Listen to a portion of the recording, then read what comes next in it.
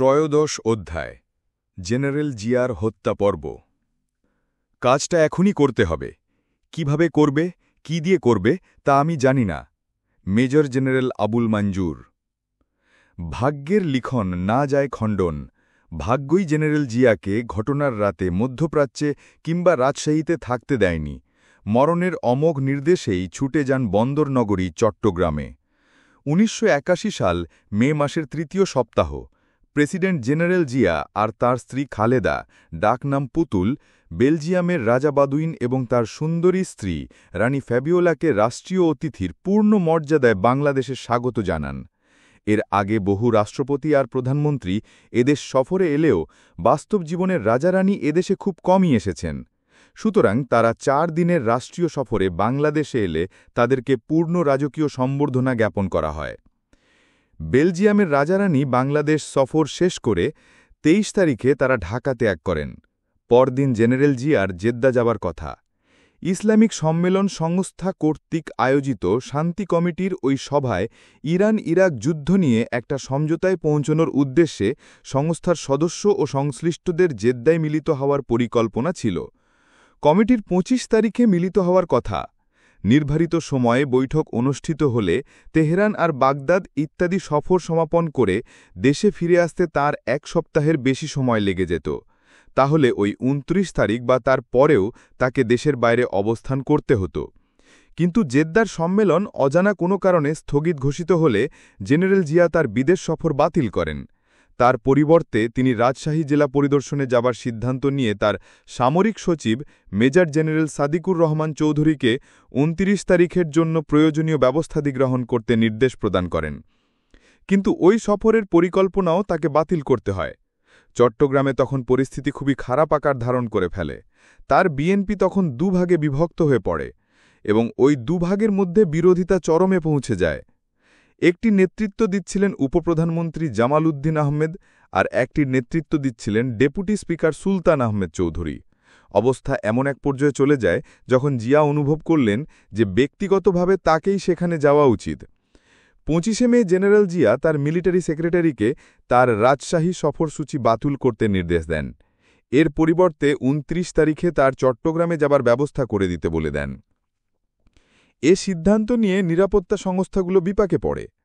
যেদিন জিয়া তার চট্টগ্রাম যাবার সিদ্ধান্ত ব্যক্ত করেন সেই দিনই তনি চট্টগ্রামের general officer commanding GOC major general M A মঞ্জুরকে ঢাকায় প্রতিরক্ষা বাহিনীর কমান্ড অ্যান্ড স্টাফ কলেজের কমান্ড্যান্ট হিসেবে বদলির আদেশ জারি করেন।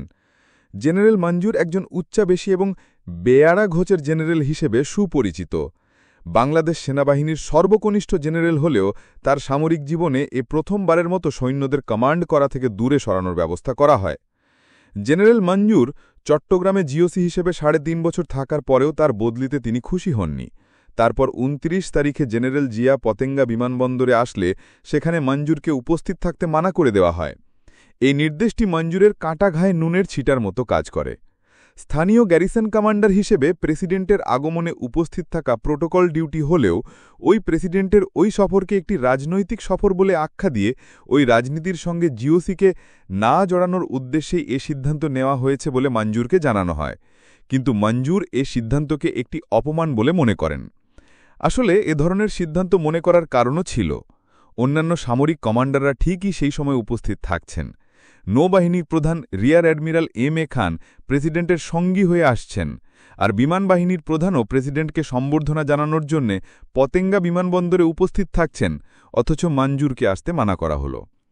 এসব ব্যাপারে মঞ্জুর রেগে একেবারে আগুন হয়ে যান এবং তার এ ক্ষোভকে মনের ভেতর লুকিয়ে রাখার চেষ্টা করেননি। স্বয়ং জেনারেল এবং তার সহকারীরা ঢাকায় প্রেসিডেন্টের মিলিটারি সেক্রেটারিকে বারবার টেলিফোন করে পতেঙ্গা বিমানবন্দরে প্রেসিডেন্টের সম্বর্ধনা কমিটি থেকে তাকে বাদ দেওয়ার কারণ জানতে চাওয়া হচ্ছিল। শেষে বিরক্ত হয়ে মেজর জেনারেল সাদিকুর রহমান চৌধুরী মঞ্জুরকে বললেন, আপনি কি কিছুই বুঝতে পারছেন না? তিনি যদি আপনাকে সেখানে দেখতে না চান তাহলে আপনি কেন যেতে চাইছেন? মেজর জেনারেল মোহাব্বতজান চৌধুরী তখন সামরিক গোয়েন্দা বাহিনীর মহাপরিচালক, ডিজিএফআই। তিনি বারবার জেনারেল জিয়াকে অন্তত ১ জুন পর্যন্ত তার চট্টগ্রাম সফর স্থগিত রাখার উপদেশ দিচ্ছিলেন। ওই তারিখের মধ্যে জেনারেল মঞ্জুরকে ঢাকায় তার নতুন পদে যোগদানের নির্দেশ দেওয়া হয়েছিল। আমার জানা মধ্যে এনএসআই এবং সেনাবাহিনীর গোয়েন্দা সংস্থার পরিচালকও একই সুপারিশ করেছিল, কিন্তু জিয়া তাদের সকল পরামর্শ উপেক্ষা করেন। তার যাত্রার প্রাক্কালে ডিজিএফআই রাত্রিটি চট্টগ্রামে না কাটিয়ে তাকে ঢাকায় ফিরে আসতে অনুরোধ করেন, কিন্তু সে অনুরোধও তিনি প্রত্যাখ্যান করেন। সম্ভবত জিয়া মনে করেছিলেন যে তিনি জেনারেল মঞ্জুরকে বশ করতে পারবেন এবং তিনি হয়তো ওই মেজর জেনারেলকে তার জীবনের প্রতি হুমকি হতে পারেন না। এত বেশি সতর্ক আর সন্দেহপরায়ণ প্রেসিডেন্টের জন্য এটা ছিল একটা মারাত্মক ভুল। জীবন দিয়ে তাকে তার সে ভুলের মাসুল দিতে হয়েছিল। জিয়া আর মঞ্জুর অনেক দিন ধরেই সামরিক জীবনে পাশাপাশি কাজ করে এসেছেন, কিন্তু সম্মান আর সৌভাগ্য সবসময় জিয়াকে ঘিরে রেখেছিল, অথচ মঞ্জুরকে সবসময় তার পেছনে থাকতে হতো। মঞ্জুরের পিতা ছিলেন একজন স্বল্পবিত্ত কেরানি। তিনি নিজ জেলা নোয়াখালী ছেড়ে ভারতে অবস্থিত পশ্চিমবঙ্গের কৃষ্ণনগরে চলে যান। মঞ্জুর সেখানে জন্মগ্রহণ করেন। অল্প বয়সেই তার মা মারা যান। তার উচ্চাবেশী স্ত্রী তার উপর যথেষ্ট প্রাধান্য বিস্তার করে রেখেছিল। জিয়া হত্যার ব্যাপারে গঠিত বিচার বিভাগীয় কমিশন তদন্ত করে জানায় যে মঞ্জুরের ক্ষমতায় আরোহণের ব্যাপারে মিসেস মঞ্জুর চালিকা শক্তি হিসেবে কাজ করেন। মঞ্জুর স্বর্গদহে পাকিস্তান এয়ারফোর্স কলেজ থেকে ইন্টারমিডিয়েট পাশ করে কাবুলে অবস্থিত পাকিস্তান মিলিটারি একাডেমিতে যোগদান করেন। সামরিক বিদ্যায় সেখানে তিনি মেধাবী ছাত্র হিসেবে পরিচিতি লাভ করেন। মাত্র ২০ বছর বয়সে ১৯৬০ সালে তিনি সেনাবাহিনীতে কমিশন প্রাপ্ত হন। তার সামরিক ক্যারিয়ারের অন্যান্য গুরুত্বপূর্ণ কৃতিত্বের মাঝে কানাডার ডিফেন্স সার্ভিসেস স্টাফ কলেজে যোগদান এবং কৃতিত্বের সঙ্গে বেরিয়ে আসা উল্লেখযোগ্য। বাংলাদেশের স্বাধীনতা সংগ্রামের সময় অন্যান্য অনেক বাঙালি অফিসারের মতো জেনারেল মঞ্জুরও পশ্চিম পাকিস্তানে আটকা পড়েন, কিন্তু তিনি ভূব্যক্রমে তখন শিয়ালকোটে অবস্থান করছিলেন। শিয়ালকোট ভারতের সঙ্গে পাকিস্তানের আন্তর্জাতিক সীমারেখার একেবারে কাছাকাছি অবস্থিত। মঞ্জুর তার স্ত্রীর ইনপ্রাণিত হয়ে ভারতে পালিয়ে যেতে চেষ্টা করেন। প্রথম চেষ্টায় ব্যর্থ হয়ে দ্বিতীয়বারে মঞ্জুর তার পরিবার পরিজন সমেত নিয়ে কাশ্মীর বর্ডার দিয়ে জম্মুতে এসে উপস্থিত হন। বাংলাদেশের ইতিহাসে যাদের নাম খোদিত হয়ে থাকবে এমন দুজন অফিসার তার সঙ্গে ছিল। একজনের নাম লেফটেন্যান্ট কর্নেল আবু তাহের। তিনি ১৯৭৫ সালের নভেম্বরে সিপাহী বিদ্রোহে নেতৃত্ব দিয়ে ফাঁসিতে ঝুলেন। আরেকজনের নাম লেফটেন্যান্ট কর্নেল জিয়াউদ্দিন। তিনি ছিলেন মাওবাদী সর্বহারা পার্টির কিংবদন্তি নেতা। তিনজনেই সকলে তখন মেজর ছিলেন। মঞ্জুর তাদের সকলের মধ্যে সবচেয়ে বেশি উদ্ধত মেজাজের লোক ছিলেন। একজন ভারতীয় সরকারের অফিসার মঞ্জুর এবং তার সঙ্গীদের জম্মুতে অভ্যর্থনা জানায় এবং ট্রেনে তুলে প্রহরার মাধ্যমে তাদেরকে প্রথমে নয়াদিল্লি এবং পরে কলকাতায় নিয়ে যান। ট্রেনে থালায় করে খাবার পরিবেশন করা হলে মঞ্জুর যে বদমেজাজের পরিচয় দেন, ওই অফিসার তার বর্ণনা দেয়। ভারতীয় অফিসারের ভাষায় ২ রকমের ডাল, কিছু সবজি আর কয়েকটা পুরি সমেত নিরামিষ খানা তাদের জন্য পরিবেশনের ব্যবস্থা করা হলো। খাবারগুলো থালায় করে আনা হয়েছিল। মঞ্জুর থালাগুলো হাতে নিলেন এবং চলন্ত ট্রেনের জানালা দিয়ে ছুঁড়ে ফেলে দিলেন। তিনি বললেন, আমরা সামরিক অফিসার, ওসব আজেবাজে জিনিস না দিয়ে উপযুক্ত খাবার পরিবেশন করতে হবে, আর ওই খাবার আদি ছুরি, কাঁটা, চামচ ইত্যাদি সহ বাসনে দিতে হবে। সুতরাং পরের স্টেশনে গাড়ি নির্ধারিত সময়ের অতিরিক্ত থেমে থাকতে বাধ্য হয়, যাতে করে রেলওয়ে কেটারার কিছু মুরগির তরকারি, বাসনপত্র আর কাটলারির বন্দোবস্ত করে নেয়। আমি অত্যন্ত দুঃখের সঙ্গে স্বীকার করছি যে আমি সে সময়ে মঞ্জুরির সঙ্গী আবু তাহের আর মোহাম্মদ জিয়াউদ্দিনের প্রতিক্রিয়া সম্বন্ধে জিজ্ঞেস করতে ভুলে গিয়েছিলাম। ৩ মেজর কলকাতায় পৌঁছলে তাদেরকে মুজিবনগর সরকারের সেক্টর কমান্ডার নিয়োগ করা হয়। মঞ্জুরকে দেয়া হয়েছিল ৮ নং সেক্টরের যশোরের দায়িত্ব। স্বাধীনতার পর অতি দ্রুতগতিতে পদোন্নতি পেয়ে মেজর থেকে ব্রিগেডিয়ার হলে তাকে বাংলাদেশ হাইকমিশনারের সামরিক উপদেষ্টা করে নয়াদিল্লিতে পাঠানো হয়। সিপাহী বিদ্রোহের পর আবু তাহের গ্রেফতার হলে মঞ্জুর খ্যাতিমান হয়ে উঠতে থাকেন। ১৯৭৫-এর নভেম্বরে চিফ অফ জেনারেল স্টাফ হবার জন্যে জিয়া তাকে ঢাকায় ডেকে পাঠান। ওই সময় তাদের দুজনের মধ্যে অত্যন্ত সুন্দর বন্ধুত্বপূর্ণ সম্পর্ক বিদ্যমান ছিল। জিয়া তাকে বিশ্বাসও করতেন অনেক বেশি। সেই জন্যই অত্যন্ত নাজুক পদটি দেওয়ার জন্যে জিয়া মঞ্জুরকে দিল্লি থেকে ঢাকায় ফিরিয়ে আনেন। কিন্তু এরপরও মঞ্জুর একটি উচ্চাভিলাষীর বীজ তার মনের এক কোণে লুকিয়ে রেখেছিলেন। ১৯৭৭ সালের অক্টোবরে দ্বিতীয় সিপাহী বিদ্রোহের পরে জেনারেল জিয়া সেনাবাহিনীতে বিরাট রদবদল বা পুনর্গঠন করেন। চিফ অফ জেনারেল স্টাফ হিসেবে মঞ্জুর ওই রদবদল বা পুনর্গঠন পরিকল্পনার কেন্দ্রবিন্দুতে ছিলেন। কিন্তু তারপরে ঊর্ধ্বতন সেনাবাহিনী কমান্ডে রদবদলের এই পর্যায়ে দেখতে পান যে মঞ্জুর নিজেই অন্যত্র বদলি হয়ে গেছেন। তাকে চট্টগ্রামের এরিয়া কমান্ডার এবং চট্টগ্রামস্থ 24 পদাতিক ডিভিশনের জেনারেল অফিসার কমান্ডিং বা জিওসি করে বদলি করা হয়। তার বুঝতে বাকি রইল না যে তাকে সেনাবাহিনীর ক্ষমতার কেন্দ্রবিন্দু থেকে দূরে সরিয়ে দেয়া হচ্ছে। ঢাকাস্থ defence services command and staff কলেজের কমান্ড্যান্ট করে ঢাকায় রাখার জন্যে তিনি জেনারেল জিয়াকে অনুরোধ করেন, কিন্তু জিয়া তার অনুরোধ রাখেননি। তাতে মঞ্জুর খোলাখুলিভাবে জিয়ার প্রতি তার ক্ষোভ প্রকাশ করতে থাকেন। জেনারেল জিয়া বিদায়ী চিফ অফ জেনারেল স্টাফের সম্মানে এক বিদায়ী ভোজসভার আয়োজন করেন। ওই ভোজসভায় মঞ্জুর ও তার স্ত্রী অনুপস্থিত থেকে তার ক্ষোভের প্রকাশ্য বহিঃপ্রকাশ ঘটান। 3.5 বছর পরে জিয়া তাকে ওই পদে নিয়োগ করলে মঞ্জুর অত্যন্ত ক্ষেপে নেন, যার ফলশ্রুতিতে জিয়ার মৃত্যু ঘটে। পার্বত্য চট্টগ্রামে উপজাতিদের রাষ্ট্রবিরোধী তৎপরতার সুযোগ নিয়ে মঞ্জুর ওই এলাকায় এক ক্ষুদ্র সাম্রাজ্য প্রতিষ্ঠা করেন। নতুন নতুন ইউনিট গঠন, অধিকতর অস্ত্রশস্ত্র জোগাড়করণ ইত্যাদি কর্মকাণ্ডের মাধ্যমে তিনি ওই এলাকায় ধীরে ধীরে সেনাবাহিনীর সবচেয়ে মেধাবী ও চৌখস অফিসারদের তার অধীনে নিয়ে আসেন। এক সময় মঞ্জুর যুক্তিসঙ্গতভাবেই গর্ব করতে পারতেন যে বাংলাদেশ সেনাবাহিনীর 1/3 তিনি তার প্রত্যক্ষ কমান্ডে রেখেছেন। তাছাড়া ওই সময় সেনাবাহিনীর সবচেয়ে দক্ষ এবং প্রশিক্ষণপ্রাপ্ত ব্রিগেড কমান্ডার আর স্টাফ অফিসাররা তার অধীনে ছিল। তাদের মধ্যে মঞ্জুরের সবচেয়ে বেশি বিশ্বাসভাজন অফিসার ছিল 2 জন। একজন হচ্ছে lieutenant colonel Motiur Rahman, GSO-1 বা প্রিন্সিপাল স্টাফ অফিসার, আর একজন হচ্ছে লেফটেন্যান্ট কর্নেল মাহবুবুর রহমান। মাহবুব মঞ্জুরের ভাগ্নে এবং 21তম ইস্ট বেঙ্গল রেজিমেন্টের কমান্ডিং অফিসার। ওরা দুজনেই প্রেসিডেন্ট জিয়া এবং ঢাকার পদস্থ সামরিক অফিসারদের অত্যন্ত অপছন্দ করত। ওরা আবার দুইজনই মুক্তিযোদ্ধা। 1971 সালের মুক্তিযুদ্ধের সময় ওরা 6 নং সেক্টর থেকে যুদ্ধ করেছে। তাদের ধারণা প্রেসিডেন্ট জিয়া আর উচ্চপদস্থ সামরিক কর্তৃ ব্যক্তিদের কারণেই দেশের রাজনৈতিক এবং অর্থনৈতিক পরিস্থিতির করুণ অবস্থা দেখা দিয়েছে। অন্যদিকে তারা জেনারেল মঞ্জুরকে শ্রদ্ধা করত এবং তার নেতৃত্বে বিশ্বাস করত।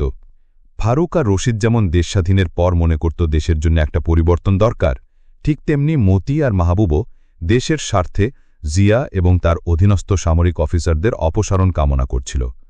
তারা এ ব্যাপারে জেনারেল মঞ্জুরের কাছ থেকে প্রচ্ছন্ন সমর্থনও পেয়েছিল।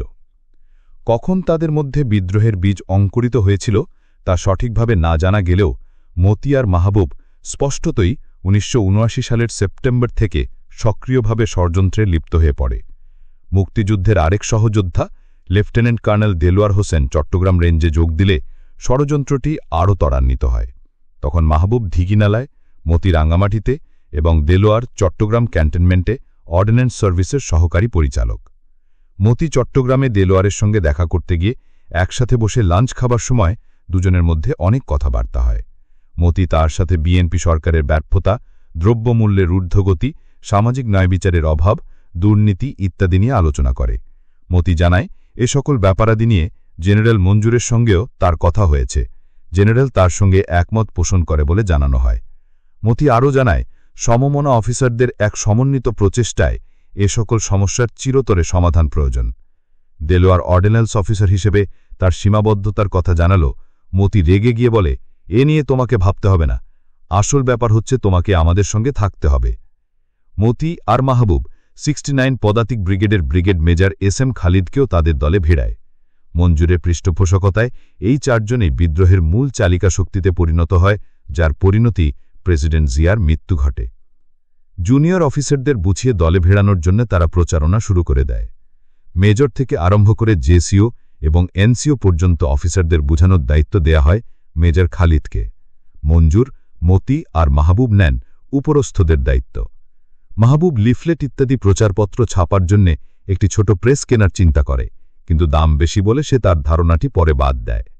1980 সালের মাঝামাঝি জেনারেল মঞ্জুরের সরকারি বাসভবন ফ্ল্যাগ স্টাফ হাউস সকল শ্রেণীর অফিসারের জন্য খুলে দেন। বিশেষ ক্ষেত্রে কিছু জুনিয়র অফিসার, এমনকি এনসিও পর্যন্ত আমন্ত্রণ পায়। ব্রিগেড কমান্ডার কর্নেল এবং কমান্ডিং অফিসারদের পক্ষেতমাঝের মধ্যে একবার করে তাস খেলা, চা খাওয়া বা একটু আটটু গল্পস্বল্প করার জন্য নিয়ে আসা হতো। এ ধরনের মাখামাখির উদ্দেশ্য ছিল যতদূর সম্ভব বেশি সংখ্যক অফিসারদের প্রভাবিত করে তাদের মতাদর্শ সকল দিকে ছড়িয়ে দিয়ে বিপ্লবের মুহূর্তকে এগিয়ে নিয়ে আসা।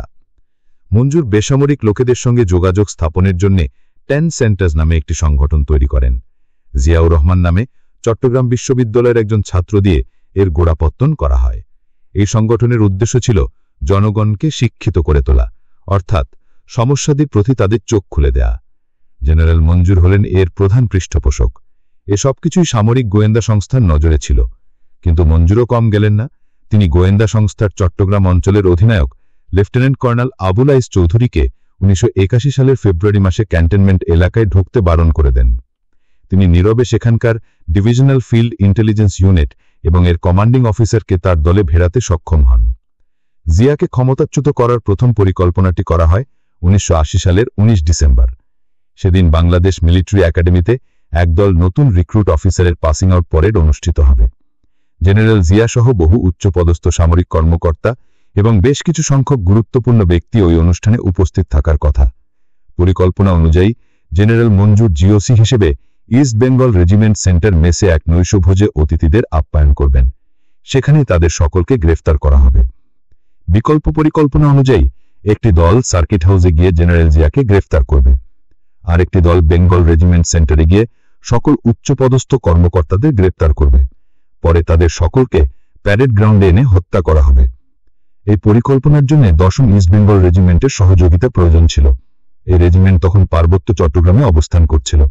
মঞ্জুর এটিকে 18 ডিসেম্বরের মধ্যে চট্টগ্রামে উপস্থিত থাকার নির্দেশ দেন, কিন্তু ওই রেজিমেন্ট নির্দিষ্ট সময়ে পৌঁছতে ব্যর্থ হয়, কারণ 65তম ব্রিগেডের ব্রিগেড কমান্ডার কর্নেল রশিদ এত অল্প সময়ের নোটিসে এর অপারেশনাল এরিয়া থেকে রেজিমেন্টকে উঠিয়ে নিতে রাজি হননি।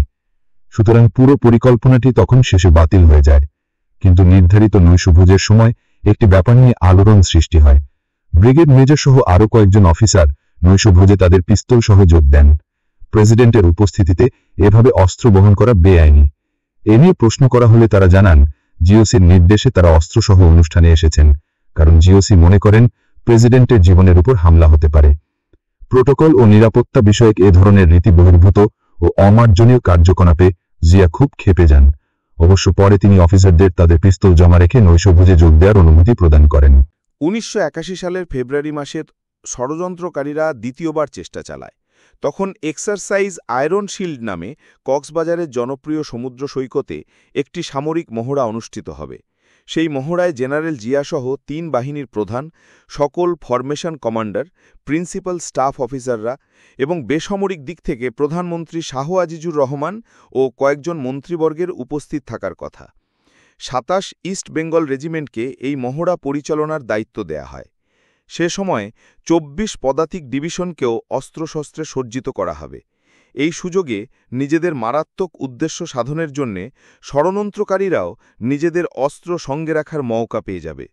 কর্নেল মতি, কর্নেল মাহবুব আর মেজর খালিদ অন্যান্যদেরকে তাদের পরিকল্পনার কথা ব্যাখ্যা করে বলে যে তাদের উদ্দেশ্য হচ্ছে জেনারেল জিয়া আর উপরস্থ সামরিক কর্মকর্তাগণকে লাঞ্চের সময় আটক করে 6 দফা দাবি পেশ করা হবে। যতক্ষণ পর্যন্ত তারা ওই দাবিগুলো মেনে না নেবে ততক্ষণ পর্যন্ত তাদেরকে জিম্মি হিসেবে আটক রাখা হবে। দাবিগুলো হচ্ছে: 1.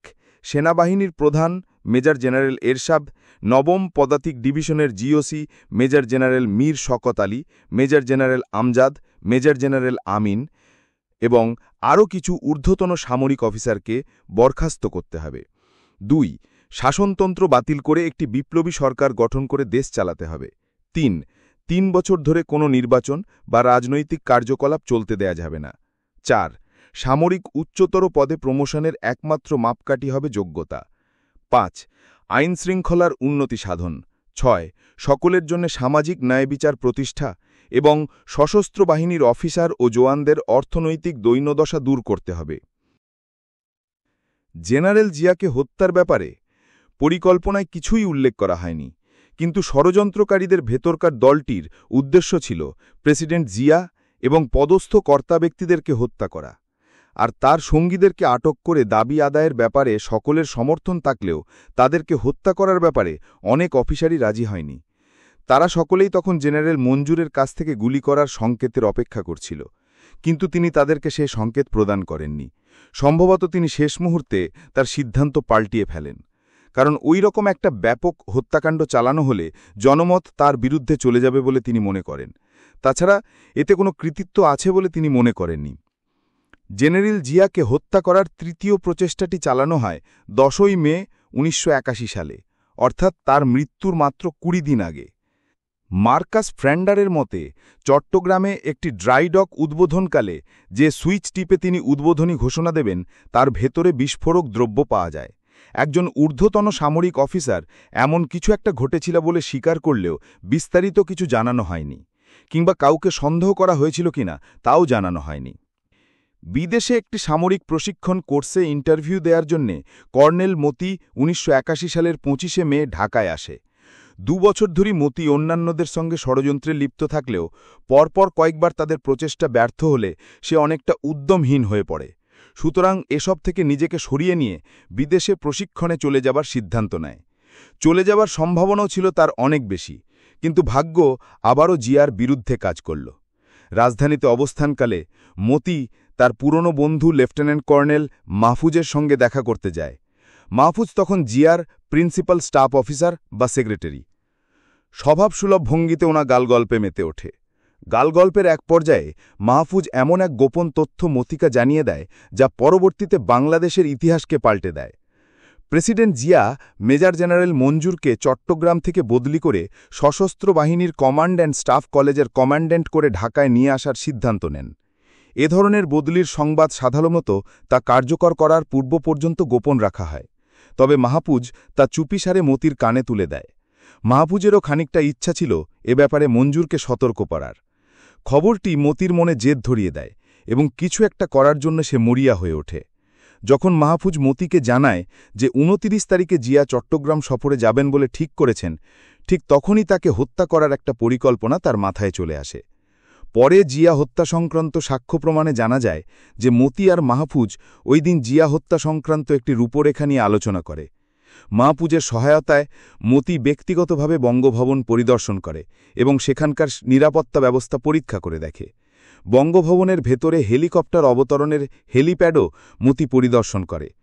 পরের দিন চট্টগ্রামে ফিরে গিয়ে মতি কর্নেল দেলোয়ার আর মেজর খালিদের সঙ্গে আলোচনায় বসে। মতি তাদের জানায় জেনারেল মঞ্জুরকে বদলি করা হয়েছে এবং জিয়া 29 তারিখে চট্টগ্রামে আসছে। মতি তাদের বলে জিয়া চট্টগ্রামে এলে তিনি এখানকার সার্কিট হাউসে উঠবেন। সার্কিট হাউসে হামলা চালিয়ে সেখান থেকে জিয়াকে গ্রেপ্তার করতে হবে। বন্দী অবস্থায় জিয়াকে হেলিকপ্টারে উঠিয়ে ঢাকায় বঙ্গভবনে নিয়ে যাওয়া হবে। সেখানে সেনাবাহিনীর প্রধান জেনারেল এরশাদ, নবম ডিভিশনের GOC major general Mir Shawkat Ali, major general Amjad এবং আরও কিছু ঊর্ধ্বতন সামরিক অফিসারকে বরখাস্ত করতে হবে। মতি খালিদকে জানায়, এ কাজের জন্য আমাদের মাত্র 30 জন অফিসার প্রয়োজন। আমি বেশ ভালো করেই বঙ্গভবন দেখে এসেছি।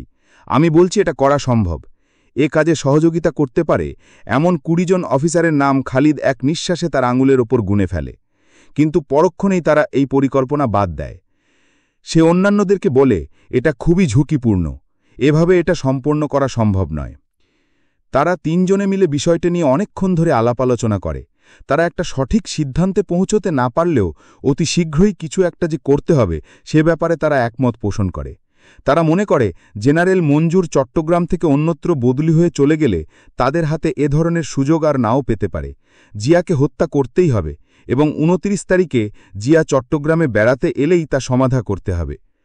আঘাত হানার ব্যাপারে ষড়যন্ত্রকারীদের একটা বড় সুযোগও ছিল। তখন চট্টগ্রাম ক্যান্টনমেন্টে নৈশিক প্রশিক্ষণ চলছে, কাজেই ক্যান্টনমেন্ট থেকে হানাদার দল সার্কিট হাউসের দিকে গেলে তা কারুর নজরে পড়বে না।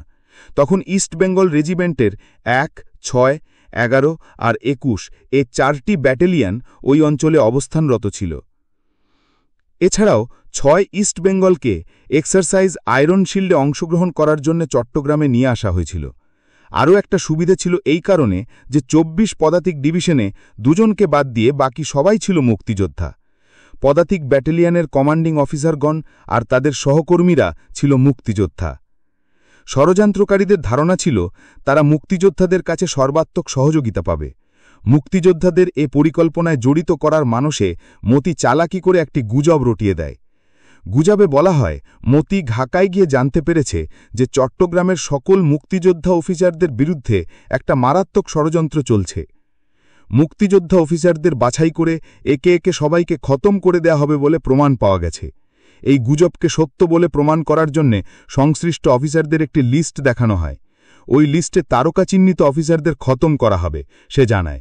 শ্রোতাদের একজন ছিলেন ৬৫ পদাতিক ডিভিশনের ব্রিগেড মেজর আব্দুল কাইয়ুম খান।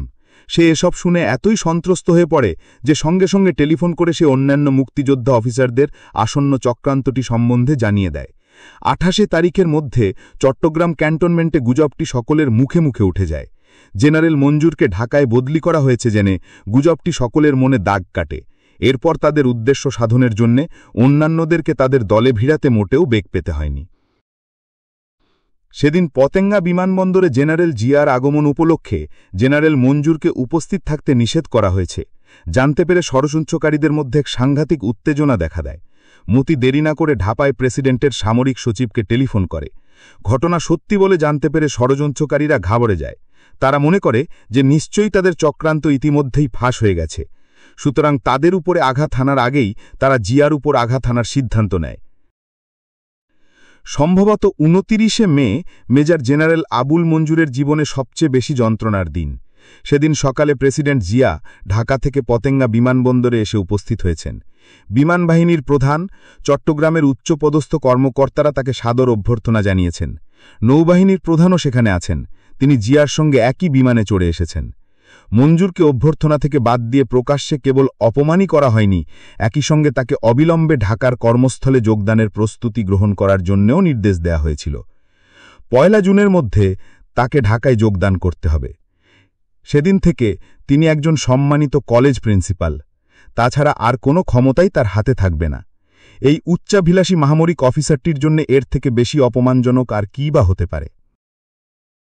জুম্মার নামাজ শেষে মঞ্জুর তার ঘনিষ্ঠ সহযোগীদের তার অফিসে ডেকে পাঠান। লেফটেন্যান্ট কর্নেল মাহবুব, লেফটেন্যান্ট কর্নেল দেলোয়ার আর মেজর খালিদ হাজির হন। ঘনিষ্ঠদের চতুর্থ সদস্য লেফটেন্যান্ট কর্নেল মতি বিশেষ কাজে রাঙামাটি যাওয়ায় উপস্থিত হতে পারেনি। মঞ্জুর তার অনুপস্থিতিতে কিছুটা রাগান্বিত হয়ে ওঠেন এবং বারবার তার অনুপস্থিতির ব্যাপারে জানতে চাইছিলেন। মতি খুব শীঘ্রই ফিরে আসবে বলে জানানো হয়। নির্দেশমূলক সুরে উপস্থিত সহযোগীদের মঞ্জুর বলেন, এখনই কাজটা সম্পন্ন করতে হবে। কিভাবে করবে, কি দিয়ে করবে তা আমি জানি না। কোনো সৈন্য সামন্ত কাজে লাগানো যাবে না। তোমাদের নির্দিষ্ট কয়েকজন সার্কিট হাউসে গিয়ে জিয়াকে উঠিয়ে আনবে। সকালে গুরুত্বপূর্ণ স্থানগুলো এবং দুর্বল পয়েন্টগুলো পাহারা দেওয়ার ব্যবস্থা করা হবে। এইভাবেই প্রেসিডেন্ট জেনারেল জিয়াউর রহমানের মৃত্যুর আদেশ ঘোষিত হয়। প্রাপ্ত তথ্য অনুযায়ী জেনারেল জিয়ার ইহজগতের শেষ দিনটি ছিল একেবারে সাদামাটা। বাংলাদেশ বিমানের একটি বিশেষ ফ্লাইটে জেনারেল জিয়া, নৌবাহিনীর প্রধান রিয়ার অ্যাডমিরাল এম.এ. খান এবং বিএনপির কয়েকজন নেতৃস্থানীয় সদস্য নিয়ে বাংলাদেশে এসে পৌঁছন। বিমানবন্দরে তাকে বিমানবাহিনীর প্রধান এয়ার ভাইস মার্শাল সদর উদ্দিন, নগরের পদস্থ কর্মকর্তারা এবং বিএনপির নেতৃবৃন্দ সম্বর্ধনা জ্ঞাপন করেন। ঔপনিবেশিক কায়দায় নির্মিত চট্টগ্রাম সার্কিট হাউসে পৌঁছালে জেনারেল জিয়াকে কিছু হালকা নাস্তা পরিবেশন করা হয়। নিরাপত্তা নিয়ম অনুযায়ী তার নাস্তা প্রেসিডেন্টের ব্যক্তিগত চিকিৎসক লে কর্নেল মাহতাবুল ইসলাম খেয়ে পরীক্ষা করে এবং তারপর তাকে তা খেতে দেওয়া হয়। জেনারেল জিয়া প্রায় ২ ঘণ্টা ধরে সার্কিট হাউসের বারান্দায় বিএনপি নেতৃবৃন্দের সঙ্গে রাজনৈতিক বিষয়াদি নিয়ে আলাপ আলোচনা চালান। বেলা 12:30টার দিকে জুম্মার নামাজের জন্য আলোচনা বন্ধ রাখা হয়। জিয়া পায়জামা পাঞ্জাবি পরে চকবাজারে চন্দনপুরা মসজিদে জুম্মার নামাজ আদায় করেন। নামাজ শেষে উপস্থিত মুসল্লি ও জনগণের সাথে কুশল বিনিময় করেন এবং কিছুক্ষণ তাদের সঙ্গে কাটিয়ে সার্কিট হাউসে ফিরে যান। এখানে তিনি দলীয় নেতৃবৃন্দের সঙ্গে দুপুরের খাবার খান। তার খাবারের তালিকা ছিল খুবই সাধারণ গোছের, কারণ তিনি কখনো তৈলাক্ত ও বেশি মশলাযুক্ত খাবার পছন্দ করতেন না। খাবার শেষে তিনি ঘণ্টাদেরেক বিশ্রাম নেন। বিকেল 5টায় উঠে চা পান করে তিনি নিচতলার বৈঠকখানায় চলে আসেন। সেখানে তার জন্য ৪৫ জন গণ্যমান্য ব্যক্তি অপেক্ষা করছিলেন। এদের মধ্যে চট্টগ্রাম বিশ্ববিদ্যালয়ের উপাচার্য ও কয়েকজন অধ্যাপক, বারের কিছু সদস্য, শহরের কয়েকজন গুরুত্বপূর্ণ লোক এবং কয়েকজন সাংবাদিক। তাদের সঙ্গে জিয়া প্রায় ২.৫ ঘণ্টা কথাবার্তা বলেন। তারপরে তিনি তার আসল কাজে মনোনিবেশ করেন। স্থানীয় বিএনপির ২ বিবদমান অংশের বিরোধ নিরসনের জন্যে তিনি আলাদা আলাদাভাবে তাদের সঙ্গে রাত ৯টা থেকে ১১টা পর্যন্ত আলোচনা চালিয়ে যান। এর মাঝে তিনি চট্টগ্রামের কমিশনার সাইফুদ্দিন আহমেদ এবং মেট্রোপলিটন পুলিশ কমিশনার বদিউজ্জামানের সঙ্গে আইনশৃঙ্খলা পরিস্থিতি নিয়ে আলোচনা করেন। তারা জানায় অন্তত ৪০ ব্যক্তির বিরুদ্ধে পুলিশের তৎপরতা চলছে। তাদের কেউ বেআইনি জমি দখল, বেআইনি অস্ত্র বহন, আবার কেউ বা শহরে সন্ত্রাস সৃষ্টির সঙ্গে জড়িত। কিন্তু এদের সকলেই বিএনপি সদস্য বিধায় পুলিশ তাদের ধরতে চেয়েও থমকে দাঁড়াচ্ছে বলে তারা প্রেসিডেন্টকে জানান। জিয়া তাদেরকে তার দল থেকে সরিয়ে দেবেন বলে প্রতিশ্রুতি দেন। প্রেসিডেন্টের ব্যক্তিগত ডাক্তার তার খাবার পরখ করা শেষ করলে রাত 11টার একটু পরে তাকে রাতের খাবার পরিবেশন করা হয়। জীবনের শেষ খানা সেবন করে জিয়া তার স্ত্রীর সঙ্গে ঢাকায় টেলিফোনে কথা বলেন। স্বামী স্ত্রীর জীবনের শেষ কথোপকথন 15 মিনিট স্থায়ী হয়। জীবনের সব কাজ সাঙ্গ করে মধ্যরাতের খানিক পরে জিয়া তার জীবনের শেষ জামিনী যাপনের জন্য এগিয়ে যাচ্ছেন। জীবনবাতি নিভে যাবার মাত্র 5 ঘন্টা আগে জিয়া তার নিজ হাতে ঘরের বাতি নিভিয়ে দিয়ে ঘুমুতে গেলেন। বাইরে তখন তুমুল ঝড় আর বিদ্যুতের ঝলকানি। এর আগে অবশ্য তিনি সকাল 6:45টায় তাকে সকালের চা পরিবেশন করার নির্দেশ দিয়েছিলেন। নিশ্চিন্তে তিনি শুয়ে পড়লেন বিছানায়। অথচ ঠিক সেই মুহূর্তেই জিয়াকে চিরনিদ্রায় শায়িত করার উদ্দেশ্যে চট্টলার ক্যান্টনমেন্টে ঘাতকের দল প্রস্তুতি নিচ্ছে। জেনারেল মঞ্জুরের সংকেত পেয়ে সংশ্লিষ্ট অন্যান্যরা লে কর্নেল দেলোয়ার হোসেনের বাসভবনে অভিযান পরিকল্পনা তৈরি করার জন্য মিলিত হন। তখন বিকেল 6টা। মতিও রাঙামাটি থেকে ফিরে এসেছে। উপস্থিত অন্যান্যরা হচ্ছেন লে কর্নেল মাহবুব, লে colonel Fazle Hossain, major Khalid, major Latiful Alam Chowdhury এবং মেজর রৌশন ইয়াজদানি ভুইয়া। লে কর্নেল ফজলে হোসেনের মতে তখন তারা 2টি পরিকল্পনা নিয়ে আলোচনা করে। প্রথমটি হচ্ছে সার্কিট হাউস থেকে জেনারেল জিয়াকে উঠিয়ে আনা, তাকে ব্যবহার করে ভাইস প্রেসিডেন্ট সাত্তার, সেনাবাহিনীর প্রধান জেনারেল এরশাদ এবং উচ্চপদস্থ সামরিক কর্মকর্তাদের এখানে এনে তাদেরকে হত্যা করা। বিকল্প হচ্ছে যদি ওইটি ব্যর্থ হয় তাহলে জেনারেল জিয়াকে হত্যা করা হবে।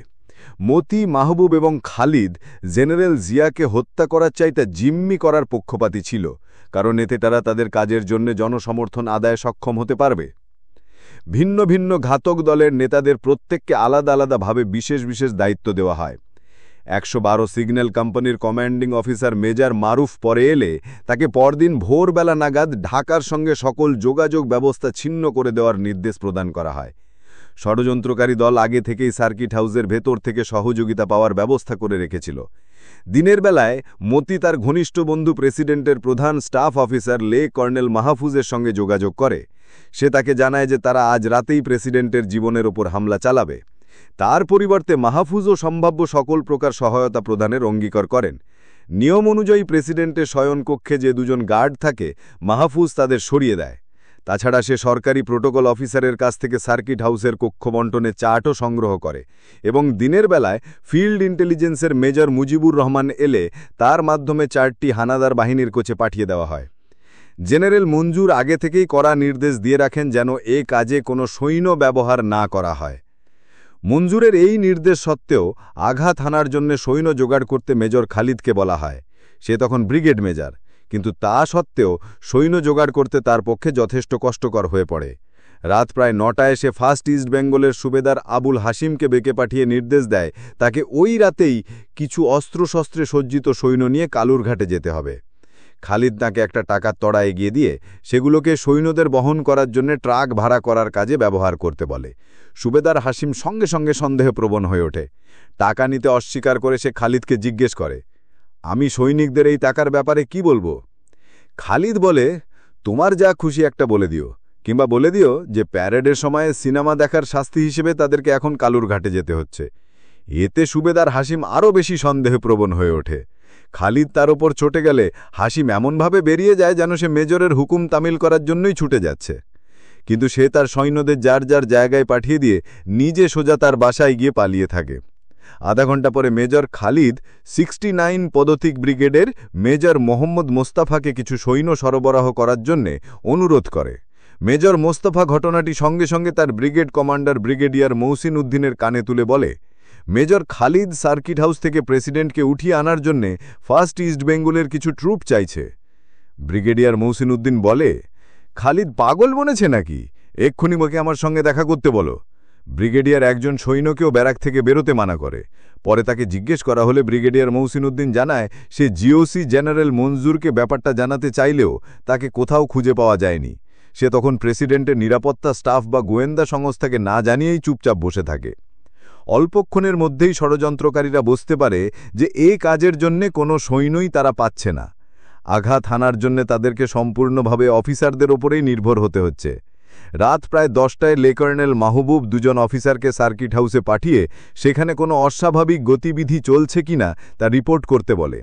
মেজর শৌকত আলী এবং মেজর লতিফুল আলম চৌধুরী চট্টগ্রাম ক্লাবের দেয়ালে তাদের সশস্ত্র অবস্থান নেয়। সেখান থেকে সার্কিট হাউস পরিষ্কার দেখা যায়। অভিযান পরিপূর্ণভাবে শেষ না হওয়া পর্যন্ত তারা সেখানেই অবস্থান করে। রাত গড়িয়ে যাচ্ছে দেখে ষড়যন্ত্রকারীরা সব কাজ তড়িঘড়ি করে সেরে নিতে সচেষ্ট হয়।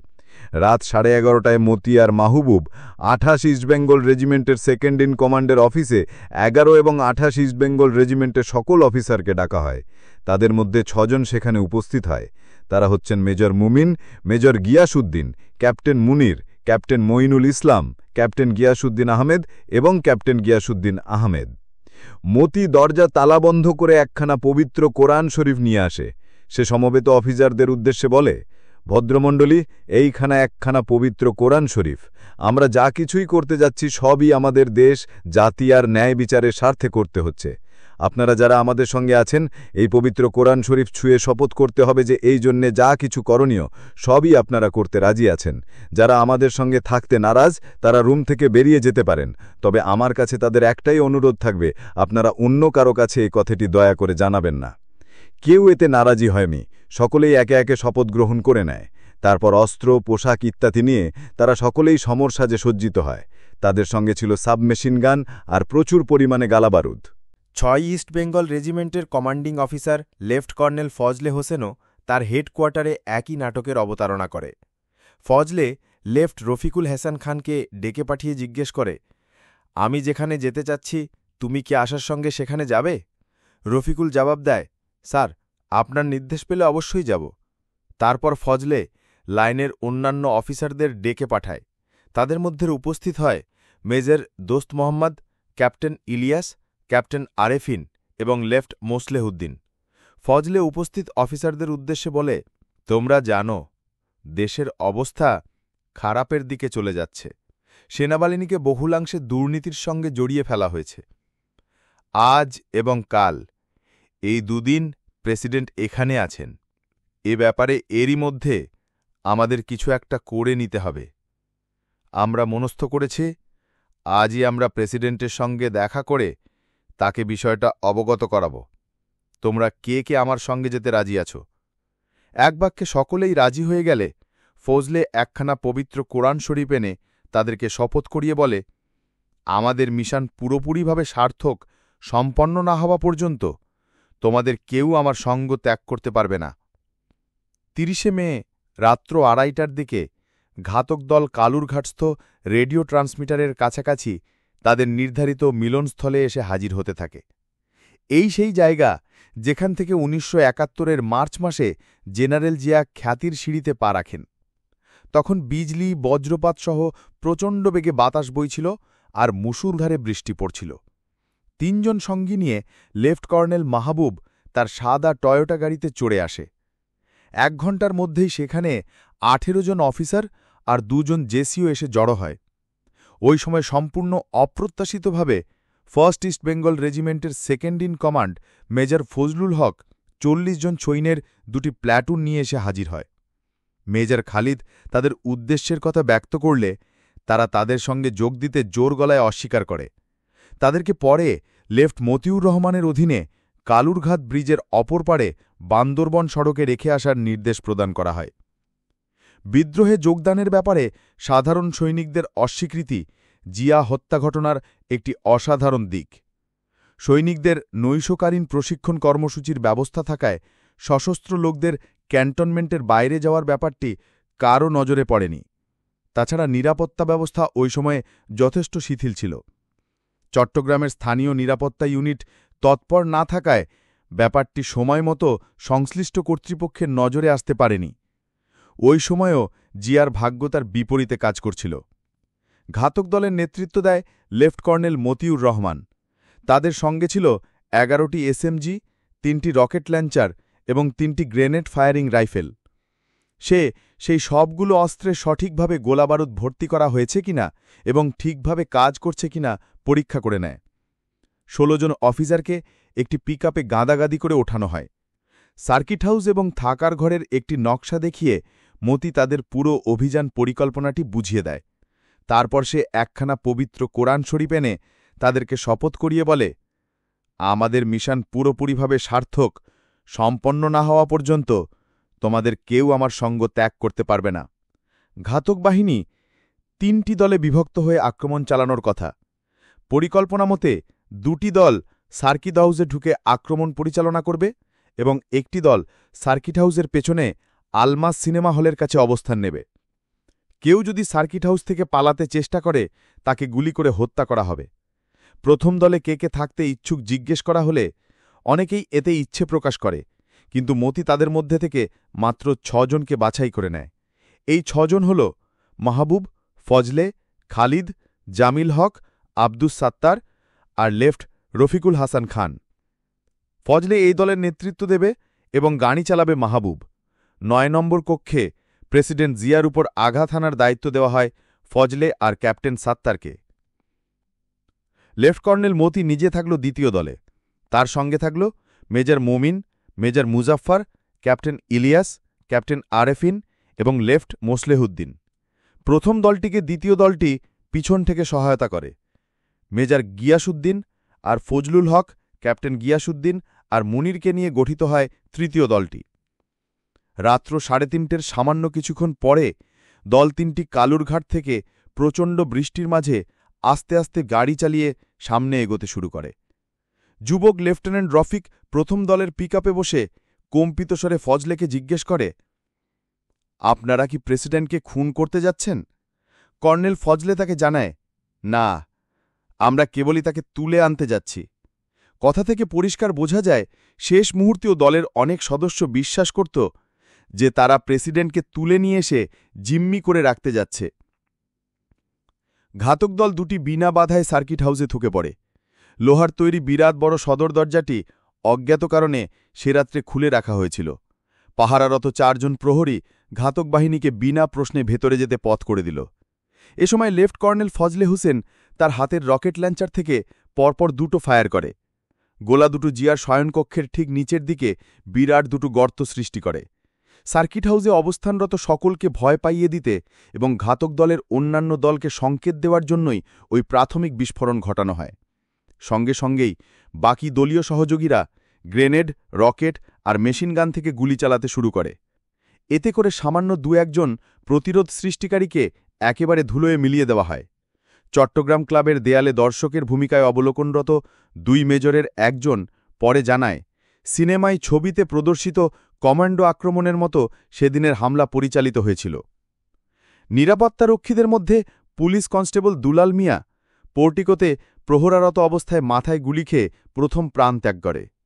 পাহারারত বাকি 44 সশস্ত্র পুলিশ কেউ কোনো রকম প্রতিরোধ সৃষ্টি করতে চেষ্টা করেনি।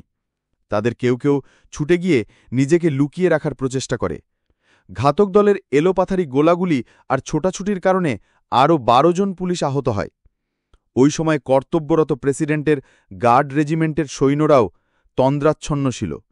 যে 2 জন সৈন্য প্রেসিডেন্টের কক্ষের পাশে পাহারারত থাকার কথা, তাদের একজনকে নিচতলায় মৃত এবং অন্যজনকে তার কোয়ার্টারে অক্ষত অবস্থায় পাওয়া যায়। নিচতলার সৈন্যরা সম্ভবত প্রেসিডেন্টের কক্ষের দিকে যেতে চেষ্টা করেছিল, কিন্তু এর আগেই তাদেরকে খতম করে দেওয়া হয়েছিল। আশ্চর্যজনকভাবে সার্কিট হাউসের নিরাপত্তা প্রহরীদের গুলিতে হানাদার দলের কেউ নিহত বা আহত হয়নি।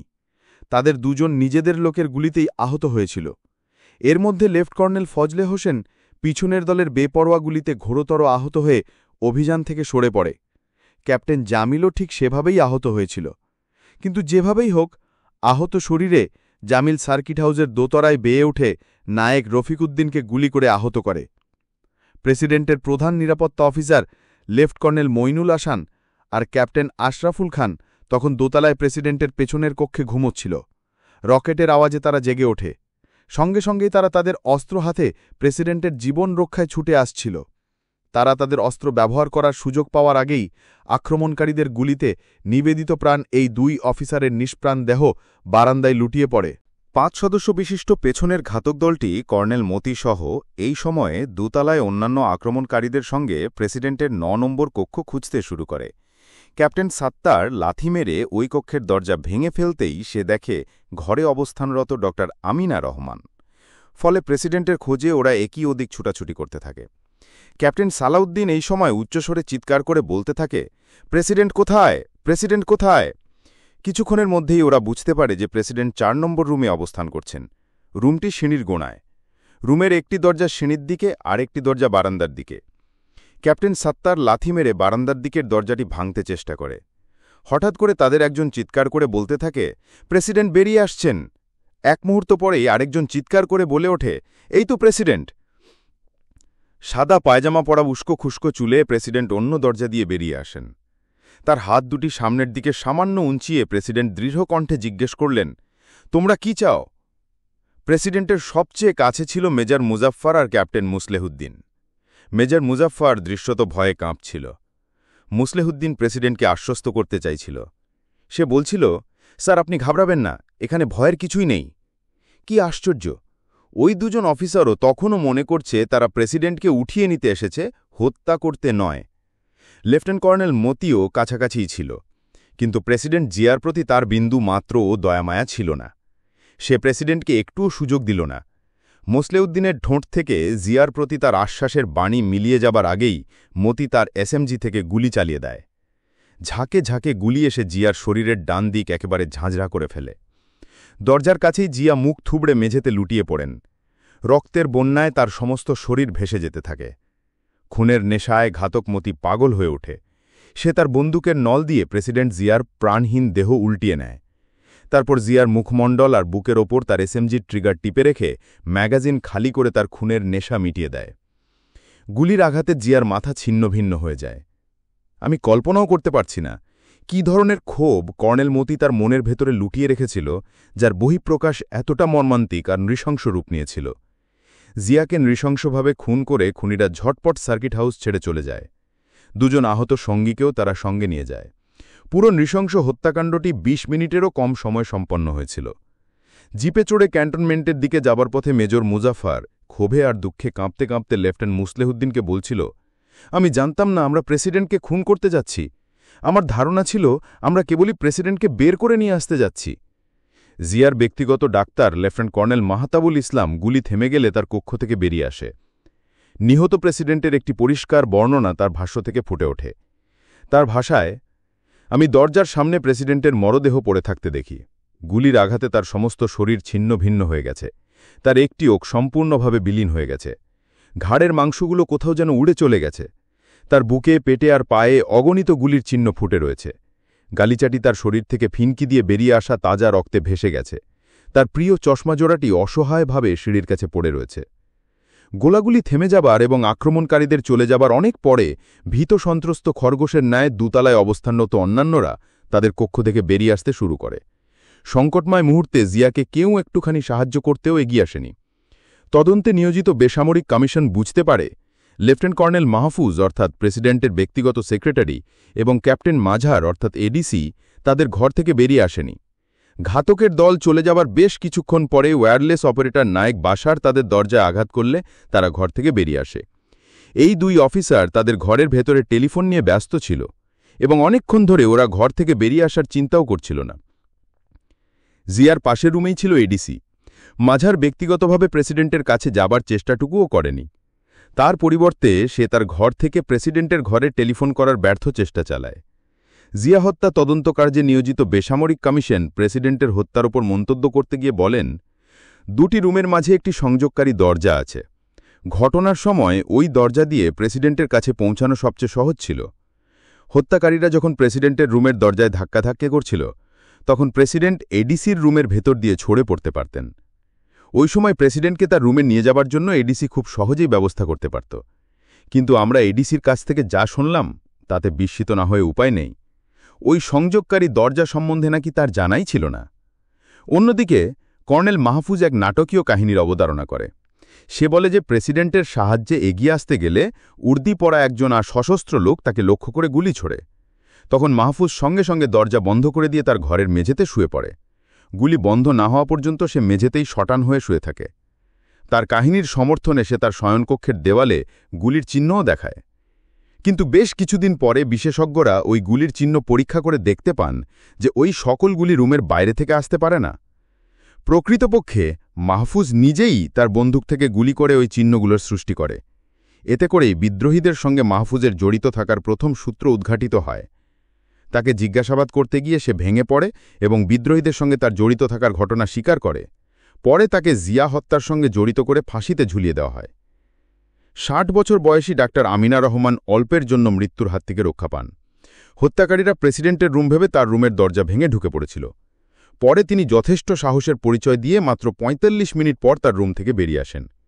কিন্তু অন্য একটি ভিআইপি রুমে অবস্থানরত ডাক্তার বদরুজদা চৌধুরী এবং মহিবুল হাসান ভয়ে কাঁপতে থাকেন এবং অনেক পরে তাদের ঘর থেকে বাইরে আসেন।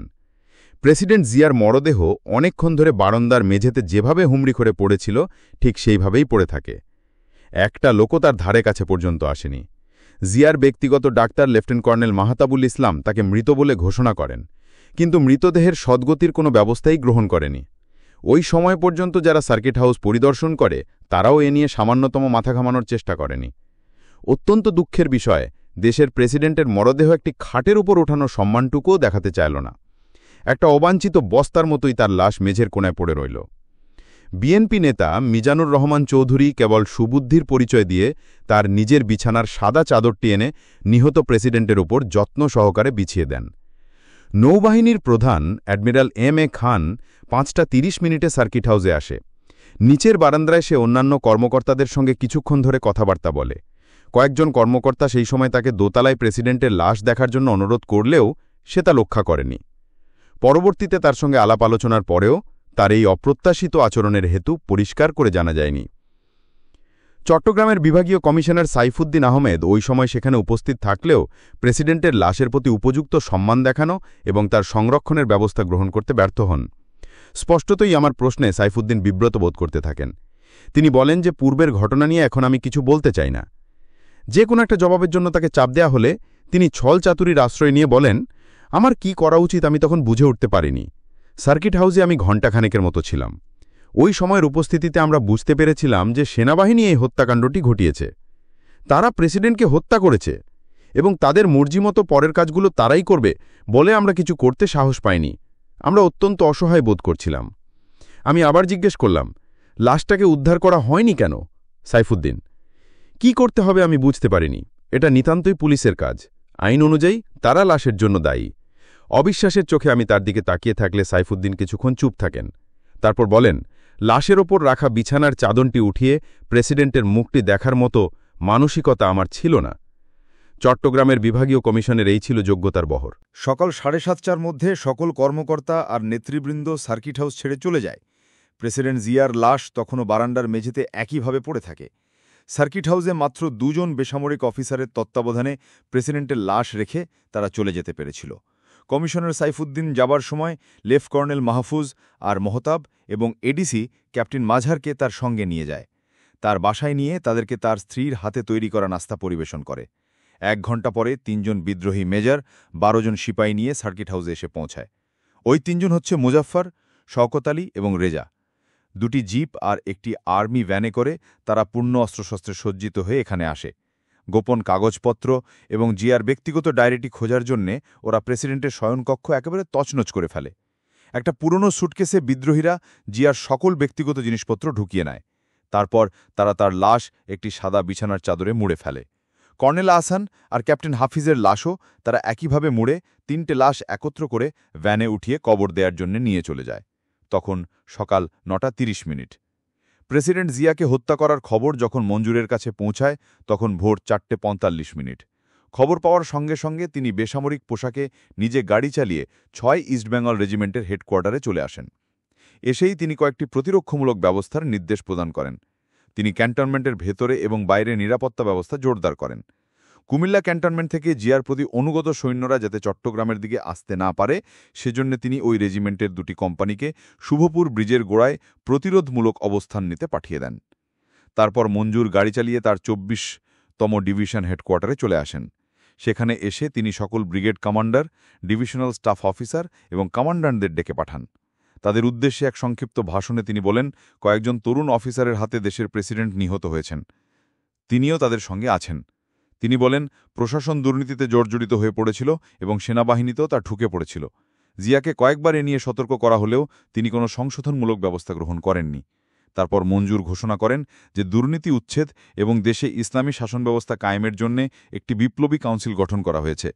তিনি একখানা পবিত্র কোরআন শরীফ তুলে ধরে উপস্থিত সকলকে কোরআন শরীফ ছুঁয়ে তার প্রতি এবং বিপ্লবী কাউন্সিলের প্রতি সমর্থন এবং আনুগত্য জ্ঞাপনের শপথ নিতে নির্দেশ দেন। শ্বেতপত্রটির মতে উপস্থিত সকল অফিসারই কোরআন শরীফ ছুঁয়ে শপথ নিয়েছিল, কিন্তু পরে মঞ্জুরের আসল রূপ প্রকাশ হয়ে গেলে তাদের অনেকেই সরকার পক্ষে যোগ দেয়। শ্বেতপত্রটি থেকে আরও জানা যায় যে ৩০ মে সকালবেলায় আরও অনেক পদস্থ বেসামরিক সামরিক ও পুলিশ অফিসারকে জিওসির অফিসে নিয়ে আসা হয় এবং কোরআন শরীফ ছুঁয়ে তাদেরকে মঞ্জুর এবং বিপ্লবী পরিষদের প্রতি আনুগত্য স্বীকারের শপথ গ্রহণ করানো হয়। অন্যান্যের মধ্যে চট্টগ্রামের বিভাগীয় commissioner Saifuddin, deputy commissioner Ziauddin Chowdhury, metropolitan police কমিশনের বদিউজ্জামান, বিমানবাহিনীর গ্রুপ ক্যাপ্টেন নুরুল ইসলাম, বিডিআরের sector commander lieutenant colonel Abdullah Azad Manzur আর তার ঘোষিত বিপ্লবী পরিষদের উপর তাদের আনুগত্যের শপথ গ্রহণ করে। এরপর মঞ্জুর চট্টগ্রাম রেডিও থেকে এক বেতার ভাষণে বিপ্লবের কারণ ব্যাখ্যা করে সেনাবাহিনীর সমর্থন লাভের প্রচেষ্টা চালান। সেনাবাহিনীর সর্বোচ্চ পর্যায়ে বেশ কিছু রদবদল ঘোষণার মাধ্যমে বিভ্রান্তি সৃষ্টি করে সেনাবাহিনীর সমর্থন লাভের ব্যর্থ চেষ্টা করেন। এ ঘোষণার মাধ্যমে সেনাবাহিনীর প্রধান লেফটেন্যান্ট জেনারেল হোসেন মোহাম্মদ এরশাদের বরখাস্তের কথাও উল্লেখ করা হয়। মেজর জেনারেল মীর শওকত আলীকে সেনাবাহিনীর প্রধান হবার স্থলাধিভিষিক্ত হবার কথা উল্লেখ করা হয়। মেজর জেনারেল মীর শওকত আলী আর মেজর জেনারেল মইনুল হোসেনকে মিলিটারি যোগাযোগ সিস্টেমের মাধ্যমে বার্তা পাঠিয়ে তাদেরকে বিভ্রান্তিতে ফেলা হয়। বার্তার মতে যোগাযোগ ব্যবস্থা পুনঃস্থাপিত হবার সঙ্গে সঙ্গেই আপনার সঙ্গে টেলিফোনে যোগাযোগ করা হবে। মঞ্জুর সিগন্যাল পাঠিয়ে বিমানবাহিনী, নৌবাহিনী, ঢাকার ৪৬ পদাতিক ব্রিগেড, কুমিল্লার ৩৩ পদাতিক ডিভিশন এবং যশোরের ৫৫ পদাতিক ডিভিশন ও বাংলাদেশ রাইফেলসের সমর্থন লাভের আবেদন জানান। তিনি বলেন যে দেশের বৃহত্তর স্বার্থ আর সংহতির প্রয়োজনে তাদের সহযোগিতার একান্ত প্রয়োজন। মঞ্জুরের সব আবেদনই ফিরে আসে। বিপ্লবী পরিষদের কথা ঘোষণা করা হলেও প্রকৃতপক্ষে বিপ্লবী পরিষদ গঠন করা হয়নি। মেজর খালিদ পরে জানায় ১১ সদস্য বিশিষ্ট একটি পরিষদ গঠন করার কথা ছিল। ঢাকার সমর্থন পাওয়ার পরেই তা আনুষ্ঠানিকভাবে গঠিত হতো বলে খালিদ মত প্রকাশ করে। দেশের সরকার, সেনাবাহিনী আর বিমানবাহিনীর কেন্দ্রস্থল ঢাকায় রেখে দেশের এক দূরপ্রান্তে অভ্যুত্থান প্রচেষ্টা চালানো পাগলামি ছাড়ার কী বা হতে পারে। ঢাকায় কমান্ড অ্যান্ড স্টাফ কলেজে মঞ্জুরের হঠাৎ বদলির খবর আর ঠিক ওই মুহূর্তেই প্রেসিডেন্ট জিয়ার চট্টগ্রাম সফরের সুযোগ, এ দুটোই জিয়ার হত্যাকে ত্বরান্বিত করেছিল। একটা হত্যা দিয়ে শুরু করে বিদ্রোহীরা একে অভ্যুত্থানে উন্নীত করতে চেষ্টা করেছিল, কিন্তু অত্যন্ত দুঃখের ব্যাপার তারা সেনাবাহিনীর মানসিকতা বুঝতে পারেনি। ১ ঘণ্টারও কিছু পরে প্রেসিডেন্ট জিয়ার হত্যার খবর ঢাকায় টেলিফোনে জানানো হয়। ওই সময় দুই শহরের মধ্যে টেলিযোগাযোগ ব্যবস্থা অচল ছিল। এডিসি ক্যাপ্টেন মাঝহার সম্ভবত কিছুটা শোকাহত হয়ে পড়েছিল। জরুরি যোগাযোগের জন্য প্রদত্ত প্রেসিডেন্টের রোভার ওয়্যারলেসটি সে তখন ব্যবহার করতে পারত, অথচ তা না করে সে কল বুক করে ঢাকার সঙ্গে কথা বলার চেষ্টা চালায়। ৫:৩০ সময় সে প্রেসিডেন্টের military secretary major general Sadiqur রহমানের সঙ্গে টেলিফোনে কথা বলতে সক্ষম হয়। Military secretary general Sadiq lieutenant colonel মাহফুজের সঙ্গে কথা বলতে চাইলে পাশের রুম থেকে মাহফুজকে ডাকা হয়। মাহফুজ আস্তে আস্তে টেলিফোন লাইনটি কেটে যায়। সঙ্গে সঙ্গে মিলিটারি সেক্রেটারি বঙ্গভবন থেকে সেনাবাহিনীর হেডকোয়ার্টারে যোগাযোগ করেন। ১০ মিনিট পর chief of general staff major general Nuruddin খানকে ঘুম থেকে জাগিয়ে ঘটনাটি বলেন। তিনিও মুহূর্তের মধ্যে সেনাবাহিনী প্রধান লেফটেন্যান্ট জেনারেল এইচ.এম. এরশাদকে ঘটনাটি জানিয়ে দেন। ৬:২০ মধ্যেই সমস্ত সেনাসদর প্রকম্পিত হয়ে ওঠে। জেনারেল এরশাদ সকল সিনিয়র অফিসারকে সেনাসদরে ডেকে পাঠান। বিদ্রোহে কে জড়িত, বিদ্রোহ কতটা ছড়িয়ে পড়েছে, অন্যান্য সেনাবাহিনী বিদ্রোহীদের সমর্থন রয়েছে কিনা ইত্যাদি খবরাদি তখনও তাদের কাছে জানা ছিল না। সন্দেহের মাত্রা আরও বেড়ে যায় যখন লেফটেন্যান্ট কর্নেল মাহফুজ প্রেসিডেন্টের ওয়্যারলেসে মিলিটারি অপারেশনকে প্রেসিডেন্টের লাশ নেবার জন্য হেলিকপ্টার পাঠাতে বলে। মাহফুজ যখন কথা বলে তখন সময় সকাল ৭টা। মাহফুজ প্রেসিডেন্টের লাশ নেবার জন্য সেনাবাহিনীর প্রধান, স্বরাষ্ট্রমন্ত্রী এবং প্রেসিডেন্টের মিলিটারি সেক্রেটারিকে হেলিকপ্টারে আসতে বলে হেলিকপ্টারকে সার্কিট হাউসে অবতরণ করতে জানিয়ে দেয়। আসলে ২৫ মে কর্নেল মতির সঙ্গে ঢাকায় মাহফুজের যে আলোচনা হয়েছিল সেই আলোচনা মাফিক তাদেরকে চট্টগ্রামে এনে জিম্মি করার চেষ্টা চালিয়েছিল সে, কিন্তু সেনা সদর তা আঁচ করতে পেরে মাহফুজের ওই অনুরোধ প্রত্যাখ্যান করেন। ৩০ মে জেনারেল এরশাদ একটি গুরুত্বপূর্ণ পদক্ষেপ গ্রহণ করেন। দেশের সাংবিধানিক প্রক্রিয়া মেনে চলার ব্যবস্থা তিনি নিশ্চিত করেন। প্রেসিডেন্টে তো নিহত হয়েছেন, এখন সংবিধান অনুযায়ী ভাইস প্রেসিডেন্ট দায়িত্বভার গ্রহণ করবেন। শাসনতন্ত্রকে মেনে চলার সিদ্ধান্ত নিয়ে জেনারেল এরশাদ সেনাবাহিনী এবং দেশকে তাদের কর্তব্যের প্রতি একটা পরিষ্কার দিক নির্দেশ করলেন। সর্বত্রই তা স্বতঃস্ফূর্তভাবে সমাদৃত হয়। চট্টগ্রাম এলাকাতে ভুলপথে পরিচালিত সৈন্য এবং অফিসাররাও তাদের ভুল বুঝতে পেরে তাদের বিদ্রোহের জবনিকা টানে। ভাইস প্রেসিডেন্ট আব্দুস সাত্তারের কাছে যখন প্রেসিডেন্ট জিয়ার হত্যার খবর জানানো হয়, তখন তিনি অসুস্থ হয়ে হাসপাতালে শায়িত আছেন। জেনারেল এরশাদ ওই অবস্থায় তাকে ভারপ্রাপ্ত প্রেসিডেন্ট হিসেবে দায়িত্বভার গ্রহণ করার অনুরোধ জানান। বিচারপতি সাত্তার তার বার্ধক্যজনিত অক্ষমতার কারণ দর্শিয়ে ওই দায়িত্ব গ্রহণ করতে অস্বীকৃতি জানান। বিচারপতির ওই ধরনের অস্বীকৃতি খুব সহজেই অনুমেয়, কারণ হত্যা করেছে সেনাবাহিনী এবং স্পষ্টতই তা ক্ষমতায় আরোহণের জন্যে। সুতরাং এই সকল স্পর্শকাতর বিষয় থেকে নিজেকে সরিয়ে রাখতে চাওয়া একজন বিচারপতির জন্য খুবই স্বাভাবিক। কিন্তু তার যুক্তিকে খণ্ডন করে জেনারেল এরশাদ তার পূর্ণ সমর্থনের আশ্বাস দিয়ে নিজে ব্যক্তিগতভাবে বিচারপতি সাত্তারকে প্রহরা দিয়ে বঙ্গভবনে নিয়ে আসেন এবং প্রধান বিচারপতিকে দিয়ে বাংলাদেশের ভারপ্রাপ্ত প্রেসিডেন্ট হিসেবে তাকে শপথবাক্য পাঠ করান। প্রথমেই সেনাবাহিনীর সহযোগিতায় সরকারের প্রতি জনগণের সমর্থন লাভের জন্যে প্রেসিডেন্ট সাত্তার ৯০ সেকেন্ডের এক বেতার ভাষণ প্রদান করেন। জিয়া শাহাদাত বরণের কথা ঘোষণা করে নতুন প্রেসিডেন্ট দেশবাসীর প্রতি শান্তি, শৃঙ্খলা আর দেশপ্রেমের আহ্বান জানান। তিনি বলেন, সরকারি দপ্তর এবং মন্ত্রিপরিষদ স্বাভাবিকভাবেই কাজ করছে। নিহত প্রেসিডেন্টের জন্যে তিনি সারা দেশে ৪০ দিনব্যাপী শোক দিবস পালনের সরকারি সিদ্ধান্তের কথা ঘোষণা করেন। প্রতিবেশী দেশ ভারতের সান্ত্বনার জন্যে বাংলাদেশ তার সকল আঞ্চলিক ও আন্তর্জাতিক চুক্তিমালা মেনে চলবে বলে প্রেসিডেন্ট সাত্তার পুনরায় দৃঢ় কণ্ঠে ঘোষণা দেন। তারপর তিনি বলেন, সরকারের তরফ থেকে শীঘ্রই আপনাদেরকে পরিস্থিতির পূর্ণ বিবরণ জানানো হবে। এর কিছুক্ষণের মধ্যেই মন্ত্রিপরিষদের বৈঠক আহ্বান করা হয়।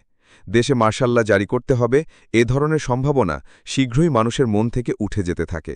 সশস্ত্র বাহিনীকে সাংবিধানিক প্রক্রিয়া মেনে চলতে দেখে বেসামরিক প্রশাসন আশ্চর্যান্বিত হয়ে পড়ে। সরকার ওই অবস্থায় দেশে মার্শাল ল জারি না করে দেশব্যাপী জরুরি অবস্থা ঘোষণা করে। জনসভা, মিছিল ইত্যাদি রহিত ঘোষণা করা হয়। ভারপ্রাপ্ত প্রেসিডেন্ট ৩ বাহিনীর প্রধানকে বিদ্রোহ দমনে কঠোর ব্যবস্থা গ্রহণ করার নির্দেশ দেন। বিদ্রোহীদের অবিলম্বে আত্মসমর্পণ করার নির্দেশও দেয়া হয়। বেসামরিক সরকার নব উদ্যম ও ক্ষমতার আস্থা নিয়ে কাজ চালিয়ে যেতে শুরু করে। অবশ্য সেনাবাহিনীর প্রধান জেনারেল এরশাদ প্রকৃতপক্ষে বেশিরভাগ কাজই চালিয়ে নিচ্ছিলেন। চট্টগ্রাম ছাড়া দেশের অন্যান্য ক্যান্টনমেন্টের নিয়ন্ত্রণ তার হাতেই রয়ে গিয়েছিল। ওই সময়ে জেনারেল এরশাদ কুমিল্লা ক্যান্টনমেন্ট থেকে একটা শক্তিশালী বাহিনী চট্টগ্রামের দিকে পাঠিয়ে দেন, যাতে করে ওই দিক থেকে কোনো আক্রমণ পরিচালিত হলে ওরা তা প্রতিহত করে দিতে পারে। তখনও সেনাবাহিনীর হেডকোয়ার্টারে বিদ্রোহ নিয়ে যথেষ্ট দ্বিধা কাজ করছিল। এমন সময় অর্থাৎ প্রায় দুপুরের দিকে জেনারেল মঞ্জুর সেনা সদর দপ্তরে মেজর জেনারেল মীর শওকত আলীকে টেলিফোন করেন। মঞ্জুর জেনারেল শওকতকে বিপ্লবী পরিষদ এবং তাদের পরিকল্পনা সম্বন্ধে আরও কিছু তথ্য পরিবেশন করেন। তিনি চট্টগ্রামের দিকে কোনো সৈন্য পাঠাতেও তাকে বারণ করেন। চট্টগ্রাম থেকে মঞ্জুরের টেলিফোন পেয়ে জেনারেল এরশাদ তার প্রয়োজনীয় তথ্য হাতে পেয়ে যান। তিনি বিদ্রোহের রূপরেখা আঁচ করতে পেরে জেনারেল এরশাদ একটা সংক্ষিপ্ত রেডিও ভাষণ প্রদান করেন এবং একটা ক্ষুদ্র দুষ্কৃতকারী দলের প্ররোচনায় সৈন্যদেরকে ভুল পথে পা বাড়াতে সাবধান করে দেন। ওই দুষ্কৃতকারী দলের লোকেরা দেশের প্রেসিডেন্ট জেনারেল জিয়াউর রহমানকে খুন করেছে বলে তিনি জানান। সেনাবাহিনীর প্রধান অনুগত সৈন্যদেরকে শুভপুর ব্রিজের কাছে সরকার পক্ষে যোগদান করতে নির্দেশ দেন। ৩১ মে রোজ রোববার দুপুর পর্যন্ত সময় দিয়ে ঘোষণা করেন যে যারা ওই সময়ের মধ্যে সরকার পক্ষে যোগ দেবে তাদেরকে সাধারণ ক্ষমার আওতায় ফেলা হবে। জেনারেল এরশাদ ইতিমধ্যেই মেজর মঞ্জুর এবং তার দলকে বিলম্ব না করে বিনা শর্তে আত্মসমর্পণ করতে নির্দেশ পাঠিয়ে দেন, অন্যথায় তাদেরকে মারাত্মক পরিস্থিতির মোকাবেলা করতে হবে বলে হুঁশিয়ারি উচ্চারণ করেন। জেনারেল এরশাদের নির্দেশ ঢাকা রেডিও থেকে প্রথম দিন আধা ঘণ্টা পরপর এবং পরের দিন ১ ঘণ্টা পরপর প্রচারিত হতে থাকে। এই প্রচারের ফলে চট্টগ্রামে অবস্থিত সেনাবাহিনীতে দারুণ প্রতিক্রিয়া সৃষ্টি হয়। তারা পরিষ্কার বুঝতে পারে যে তারা দেশের এক কোণে পড়ে আছে এবং দেশের সরকার স্বাভাবিক কাজকর্ম চালিয়ে যাচ্ছে। এমনকি একটা আসন্ন আক্রমণের ভয়েও তারা ব্যতিব্যস্ত হয়ে পড়ে। পরের দিন আর্মি চিফ চট্টগ্রামের জেনারেল মঞ্জুরের উপর আরও চাপের সৃষ্টি করেন। প্রচুর পরিমাণে সৈন্য শুভপুর ব্রিজ অতিক্রম করে সরকার পক্ষে যোগদান করতে থাকলে জেনারেল এরশাদ আত্মসমর্পণের সময়সীমা আরও কয়েক ঘণ্টা বাড়িয়ে দেন। ৩৬ ঘণ্টার মধ্যে চট্টগ্রাম ক্যান্টনমেন্টে পরিস্থিতির সাংঘাতিক অবনতি ঘটে। মঞ্জুর শনিবারের পুরো বিকেল এবং রোববারের সকাল পর্যন্ত সেনাবাহিনীতে তার প্রতি সমর্থনের প্রচেষ্টা চালাতে থাকেন। তিনি চট্টগ্রামে অবস্থিত সেনাবাহিনীর প্রতিটি ইউনিট পরিদর্শন করে বিভিন্ন রকম গালভরা বুলি ছড়িয়ে তাদের সমর্থন লাভের প্রাণপণ চেষ্টা চালান। কিন্তু ইতিমধ্যেই জেনারেল এরশাদের বেতার ভাষণ শুনে মঞ্জুরের প্রতি তাদের মোহমুক্তি ঘটে যায়। মঞ্জুর তা বুঝতে পেরে ডেপুটি কমিশনারের অফিসে পদস্থ বেসামরিক অফিসার, ব্যাংক ম্যানেজার, সংবাদপত্রের সম্পাদক, বন্দর কমিশনার ও গণ্যমান্য ব্যক্তিবর্গের এক বৈঠক আহ্বান করেন। তাদের উদ্দেশ্যে তিনি 1.5 ঘণ্টা ধরে বিপ্লব নিয়ে বক্তব্য রাখেন। পরে মঞ্জুর কুমিল্লাস্থ 33 পদাতিক ডিভিশনের জিওসি মেজর জেনারেল সামাদকে হাতে লিখে একটি চিঠি পাঠান। চিঠিতে তিনি গৃহযুদ্ধ এড়ানোর ইচ্ছা ব্যক্ত করে 2-1টি ফাঁকা কথা বলার চেষ্টা করেন। এতে জেনারেল সামাদ অনুপ্রাণিত হতে না পেরে সঙ্গে সঙ্গেই তিনি ওই চিঠিটি ঢাকায় সেনাবাহিনীর কর্তৃপক্ষের নিকট পাঠিয়ে দেন। অবস্থা বেগতিক দেখে জেনারেল মঞ্জুর ঊর্ধ্বতন সামরিক অফিসারদের পরামর্শ গ্রহণের জন্য তার অফিসে এক বৈঠক ডাকেন। বৈঠকে বাংলাদেশ মিলিটারি একাডেমির কমান্ড্যান্ট ব্রিগেডিয়ার হান্নান শাহ একটা সমঝোতায় পৌঁছানোর জন্য ঢাকার সঙ্গে আলাপ আলোচনা চালানোর পরামর্শ দেয়। উপস্থিত অধিকাংশ অফিসারই এ প্রস্তাবে রাজি হয়, কিন্তু মতি আর দেলোয়ার তা মানতে রাজি হয়নি। দেলোয়ার চিৎকার করে বলে ওঠে, কিসের আলাপ আলোচনা, চলন ঢাকার দিকে মার্চ করে এগিয়ে যাই। মঞ্জুর নিজেই ব্রিগেডিয়ারের পরামর্শে একমত পোষণ করেন এবং ব্রিগেডিয়ার হান্নান শাহকেই সেনা সদর দপ্তরের সঙ্গে যোগাযোগ স্থাপন করে আলোচনা চালানোর কাজে নিয়োগ করেন। ব্রিগেডিয়ার হান্নান শাহ নির্দেশমতো মেজর জেনারেল নূর উদ্দিন খানের সঙ্গে যোগাযোগ স্থাপন করে মঞ্জুর একটি বাণী পাঠ করে শোনায়। 2 ঘণ্টা পরে হান্নান শাহ আবারও জেনারেল নুরুদ্দিনের সঙ্গে যোগাযোগ স্থাপন করে এবং শান্তিপূর্ণ সমাধানের লক্ষ্যে মঞ্জুরের 4 দাবি পেশ করে। ওই দাবিগুলো হচ্ছে: 1. দেশে মার্শাল ল জারি করতে হবে। 2. প্রধান বিচারপতিকে দেশের প্রেসিডেন্ট নিয়োগ করতে হবে। 3. জাতীয় সংসদ বাতিল ঘোষণা করতে হবে। 4. বিপ্লবী পরিষদকে স্বীকৃতি দিতে হবে। মেজর জেনারেল নুরুদ্দিন খান অন্য দিক থেকে জানিয়েছিলেন যে সরকার বিনা শর্তে আত্মসমর্পণ ছাড়া আর কিছুই গ্রহণ করতে রাজি নন। বিদ্রোহী বিরোধী প্রচারণাও চলতে থাকবে তিনি জানিয়ে দেন। লেফটেন্যান্ট কর্নেল মতির এতে ক্ষেপে যায় এবং সরকারি সৈন্যের ওপর গুলি চালাতে চেষ্টা করে। মঞ্জুর তার অনুরোধ প্রত্যাখ্যান করে এবং তাকে বুঝিয়ে ঠান্ডা করেন। মধ্যরাত পর্যন্ত টেলিফোনে আলোচনা চলতে থাকে। তখনও chief of general staff major general Nuruddin Khan বিনা শর্তে আত্মসমর্পণের জন্য বিদ্রোহীদের ওপর চাপ দিতে থাকেন। পরিশেষে রাত 1টায় অর্থাৎ সোমবার মঞ্জুর ব্যক্তিগতভাবে জেনারেল নুরুদ্দিন খানের সঙ্গে কথা বলতে শুরু করেন। কথোপকথন অত্যন্ত সংক্ষিপ্ত হয়, কিন্তু এতে কি বেরিয়ে আসে তা জানা না গেলেও টেলিফোনে কথা বলারত অবস্থায় মঞ্জুরতে সম্পূর্ণভাবে বিপর্যস্ত দেখা যায়। তিনি অত্যন্ত শান্তভাবে অফিসারদের তাদের ব্রিগেডে ফিরে যেতে নির্দেশ দেন। তারপর মেজর মুজাফফর আর রেজাকে সঙ্গে নিয়ে বিদ্রোহের নেতা তার গাড়িতে ওঠেন এবং বাসার দিকে রওনা দেন। তিনি অতি শীঘ্রই অফিসে ফিরে আসছেন বলে প্রতিশ্রুতি দেন। কোনোদিনও তার আর ফিরে আসা হয়নি। সোমবার ভোর 2টোর মধ্যে জিয়া হত্যার 36 ঘণ্টা পর বিদ্রোহের অবসান ঘটে এবং বিদ্রোহীরা পালিয়ে যেতে শুরু করে। 1 জুন সোমবারে দলে দলে মঞ্জুরের সাথীরা চট্টগ্রাম ক্যান্টনমেন্ট ছেড়ে পালিয়ে যেতে শুরু করে। যাবার আগে মঞ্জুর মেজর খালিদকে জিজ্ঞেস করেন, আমরা কি আমাদের ভাবিকেও সঙ্গে নিয়ে যাব? খালিদ কর্কশ্বরে উত্তর দেয়, আমরা তো আমাদের জীবন নিয়ে পালিয়ে যাচ্ছি, মেয়ে লোক আর ছেলেমেয়েরা আমাদের পলায়নে বাধার সৃষ্টি করবে। কিন্তু মঞ্জুরের স্ত্রী তার সঙ্গে যেতে জেদ ধরলে সে তার বেগম, 2 ছেলে আর 2 মেয়ে এবং বেগম মঞ্জুরের ঘনিষ্ঠ বান্ধবী মিসেস দেলোয়ার আর তার 3 মেয়েকে সঙ্গে নিয়ে মঞ্জুর অজানার সন্ধানে ছুটে চলে। অত্যন্ত আশ্চর্যের ব্যাপার, পলায়নকারী দলের সঙ্গে লেফটেন্যান্ট কর্নেল দেলোয়ার যোগদান করেননি। তারা উত্তর দিকে গাড়ি চালিয়ে হাটাঝাড়ি থেকে ফটিকছড়ির দিকে যেতে থাকেন। শেষ পর্যন্ত 11 জন অফিসার, 2 জন মহিলা আর 7 জন ছেলেমেয়ে তাদের দলে যোগ দেয়। 3টি জিপ আর একটি মিলিটারি পিকআপে করে তারা এগিয়ে চলে। পলায়নকারী অফিসাররা হচ্ছেন জেনারেল মঞ্জুর, লেফটেন্যান্ট কর্নেল মতি, মাহবুব, ফজলে, মেজর মুজাফফর, গিয়াস উদ্দিন, রেজা, ইয়াজদানি, খালেদ, ক্যাপ্টেন মুনির আর জামিল। মেজর রেজা জেনারেল মঞ্জুরকে জিজ্ঞেস করেন, স্যার আমরা কোথায় যাচ্ছি? মঞ্জুর, গুইমারায় অবস্থানরত 21 বেঙ্গল রেজিমেন্টের কাছে। আসলে মঞ্জুর কোনো মতেই সেনাবাহিনীর ধারে কাছেই যেতে চাচ্ছিলেন না। তিনি যাচ্ছিলেন ভারতের ত্রিপুরা রাজ্যের বর্ডারের কাছে। আর মাত্র কয়েক ঘণ্টা গাড়ি চালালেই ভারতের সীমান্তে পৌঁছা যেত। ইতিমধ্যে অবশ্য ওরা পার্বত্য অঞ্চলের গভীর জঙ্গলে নিজেদেরকে লুকিয়ে রাখতেও পারত, কিন্তু তা আর হল না। আগের গাড়ি করে জেনারেল মঞ্জুর ও অন্যান্যরা দ্রুতবেগে ফটিকছড়ি থেকে মানিকছড়ির দিকে রওনা হয়ে যায়। পরের গাড়িতে ছিল মতি আর মাহবুব। দুর্ভাগ্যবশত ওরা 12 ইঞ্জিনিয়ার ব্যাটালিয়নের একটা কলামের কাছে এসে পৌঁছায়। ওটাতে মেজর মান্নান নেতৃত্ব দিচ্ছিল। ওরা তাদেরকে পাশ করে যেতে চাইলে মেজর মান্নান তাদেরকে আটকে ফেলে। কথা বলাবলির এক পর্যায়ে কর্নেল মতি একটি স্ট্যান্ডগান হাতে নিয়ে একেবারে কাছ থেকে মান্নানকে লক্ষ্য করে গুলি চালিয়ে দেয়। মেজর মান্নান অলৌকিকভাবে বেঁচে গেলেও নায়ক সুবেদার শামসুল আলম সঙ্গে সঙ্গে মারা যায়। ইঞ্জিনিয়ার ব্যাটালিয়ন পাল্টা গুলি চালিয়ে দিলে মতি আর মাহবুব সেখানেই নিহত হয়। ক্যাপ্টেন মুনির বন্দী হয় এবং মেজর মুজাফফর যেভাবেই হোক পালিয়ে যেতে সক্ষম হয়। গুলির আওয়াজ শুনতে পেয়ে জেনারেল মঞ্জুর তার গাড়ির গতি অন্যদিকে ফিরিয়ে দেন।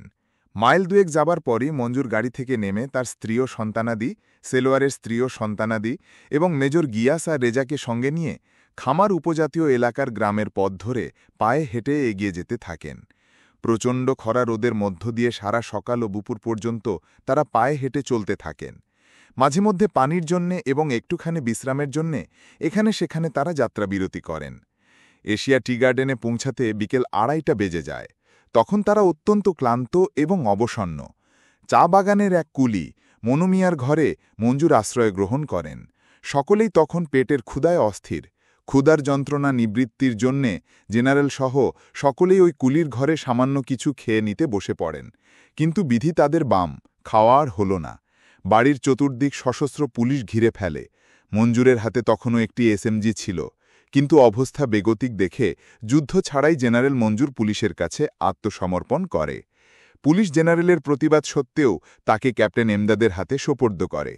ক্যাপ্টেন এমদাদ মঞ্জুরের হাত, পা আর চোখ বেঁধে তাকে ধাক্কিয়ে নিয়ে তার জিপে তোলে।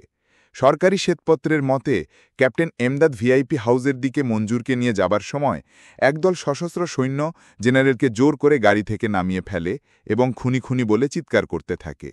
এক পর্যায়ে তাদের মধ্য থেকে একজনের মাত্র একটি গুলির আঘাতে জেনারেলের মাথায় এক বিরাট ছিদ্র হয়ে যায়। মঞ্জুরের দেহ হুমড়ি খেয়ে একটি ড্রেনে যেয়ে পড়ে এবং সঙ্গে সঙ্গেই তিনি নিহত হন। অত্যন্ত পরিতাপের বিষয়, জেনারেল মঞ্জুর আর তার ভাগ্নে কর্নেল মাহবুবের লাশ কেউ দাবি করেনি। সৈনিকদের আপত্তি থাকা সত্ত্বেও তাদেরকে চট্টগ্রামে ক্যান্টনমেন্ট কবরস্থানের 2টি চিহ্নবিহীন কবরে সমাহিত করা হয়। 1 জুন সোমবার সকালের মধ্যেই বিদ্রোহের অবসান ঘটে। তারপর থেকেই বেসামরিক ও সামরিক কর্তৃপক্ষ প্রেসিডেন্ট জিয়ার লাশ হন্যে হয়ে খুঁজতে শুরু করে। প্রেসিডেন্ট জিয়া এবং তার 2 সহকারী লেফটেন্যান্ট কর্নেল আহসান আর ক্যাপ্টেন হাফিজের লাশ সার্কিট হাউস থেকে উঠিয়ে 2 দিন আগে মেজর মোজাফফর আর শওকতানের নেতৃত্বে কবর দেওয়ার জন্য নিয়ে যেতে দেখা যায়। চট্টগ্রাম থেকে 17 মাইল দূরে রাঙ্গুনিয়াস্থ ইঞ্জিনিয়ারিং কলেজের আশপাশে কোথাও তাদের কবর দেয়া হয়েছে বলে আন্দাজ করা হয়, কারণ লাশসহ আর্মির গাড়িগুলো কাপ্তাই রোড ধরে ওদিকেই যেতে দেখা গেছে। 30 মে 1:30টার দিকে লাশ 3টি নিয়ে কলেজের এলাকা দিয়ে এগিয়ে যাবার সময় মোহাম্মদ বশিরি নামে একজন ছাত্র দেখতে পায়। সেনাবাহিনীর গাড়ি যেতে দেখে তার সন্দেহ জাগে। সে তাদের গতিবিধি লক্ষ্য করেন। পাশের একটি বাজার থেকে 3 জন দিনমজুর নিয়ে নিকটবর্তী পাথরঘাটা গ্রামের দিকে যেতে দেখে। গ্রামের কাছে ছোট পাহাড়ের নিচে মজুরদেরকে দিয়ে তারা একটি গর্ত খুঁড়তে শুরু করে। বশিরি কাছে গিয়ে ব্যাপারটি ভালো করে দেখতে চেষ্টা করলে সৈন্যরা তাকে সেখান থেকে দূরে তাড়িয়ে দেয়। বশিরি পাশের একটা পাহাড়ের আড়ালে লুকিয়ে থেকে সবকিছু অবলোকন করে। বশিরির মতে কবর খুঁড়ে সৈন্যরা 3টি লাশ একত্রে গাদাগাদি করে কবরের পাশে রাখে। তারপর নিহতদের জানাজার নামাজ পড়ানোর জন্যে পাশের এক দরগা থেকে একজন ইমাম ডেকে নিয়ে আসে। প্রচারিত নিয়মকানুন পালন না করেই লাশগুলোকে তড়িঘড়ি করে কবরস্থ করে তারা। বশিরি 2 দিন ধরে এ সত্যটি গোপন রাখে। তারপর 1 জুন যখন সে বিদ্রোহ দমনের খবর পায়, সে তখন দৌড়ে গিয়ে রাঙ্গুনিয়া পুলিশ স্টেশনে খবরটি জানিয়ে দেয়। বশিরি একজন সাব ইন্সপেক্টরের নেতৃত্বে একদল পুলিশ নিয়ে সেখানে যায় এবং কবর খুঁড়তে শুরু করে। তারা কবর খুঁড়ে আশ্চর্যের সঙ্গে লক্ষ্য করে যে মাত্র একটা সাদা বিছানার চাদরে মোড়া 3টি লাশ কবরে পড়ে আছে। তাদেরই একজন প্রেসিডেন্ট জেনারেল জিয়াউর রহমান। এর মধ্যেই মিলিটারি অফিসাররা সেখানে পৌঁছে যায়। তারা লাশগুলাকে সম্মিলিত সামরিক হাসপাতাল চট্টগ্রামে পাঠানোর বন্দোবস্ত করে। জিয়ার লাশ ঢাকায় পাঠানোর জন্য প্রয়োজনীয় ব্যবস্থা গৃহীত হয়। জিয়ার লাশের উপর ফরমালিন, ইউক্যালিপটাস, সিডার অয়েল আর আতর ঢালা হয়। তারপর কফিনের ভেতর তাজা চা পাতা দিয়ে লাশটি এর মধ্যে ঢুকানো হয়। জাতীয় পতাকা দিয়ে কফিনকে একটি হেলিকপ্টারে উঠিয়ে দেয়, কিন্তু ঝড়ো হাওয়ার জন্যে ফেনী থেকে হেলিকপ্টারটি ফিরে চট্টগ্রামে চলে আসে। তারপর বিমানবাহিনীর একটি পরিবহন বিমানে করে লাশটি ঢাকায় পাঠানো হয়। পরের দিন পূর্ণ রাষ্ট্রীয় মর্যাদায় জিয়ার লাশ চিরশয়নে শায়িত করা হয়। সেদিন তার শেষকৃত্যে 10 লক্ষাধিক লোক শরিক হয়। মরণকালে জিয়া তার স্ত্রী এবং 2টি অল্প বয়সের ছেলে রেখে যান। জিয়া তার সারা জীবনে কোনোদিনও অসৎ উপায় টাকা কড়ি বানানোর চিন্তা করেননি। কাজেই তার অকাল মৃত্যুতে তার স্ত্রী ও 2টি ছোট ছেলে আর্থিক অনটনে পড়া খুবই স্বাভাবিক। এই দিকগুলো চিন্তা করে 1981 সালের 12 জুন এক মন্ত্রিপরিষদের বৈঠকে বিচারপতি সাত্তারের সরকার নিহত প্রেসিডেন্টের বিধবা স্ত্রী খালেদা জিয়া এবং তার পরিবারকে নিম্নে প্রদত্ত আর্থিক ও বৈষয়িক সুবিধাদি প্রদানের সিদ্ধান্ত গ্রহণ করেন। 1. জরুরি ভিত্তিতে 10 লক্ষ টাকার নগদ মঞ্জুরি। 2. টাকা নামমাত্র মূল্যে ঢাকার অভিজাত এলাকায় একটি বিরাট আধুনিক বাংলো পূর্ণ মালিকানা সহ বরাদ্দ। ৩ ২৫ বছর পূর্ণ না হওয়া পর্যন্ত 2 ছেলের দেশের এবং ভেতরে বাইরে লেখাপড়ার সকল খরচ সরকার বহন করবেন। এই সময় অবশ্য তারা মাসিক মাথাপিছু ১৫০০ টাকা করে ভাতা পেতে থাকবেন। ৪ সরকার বেগম খালেদা জিয়া এবং তার পরিবারের সদস্যদের দেশের ভেতরে এবং বাইরে সকল প্রকার চিকিৎসার পূর্ণ খরচ বহন করবেন।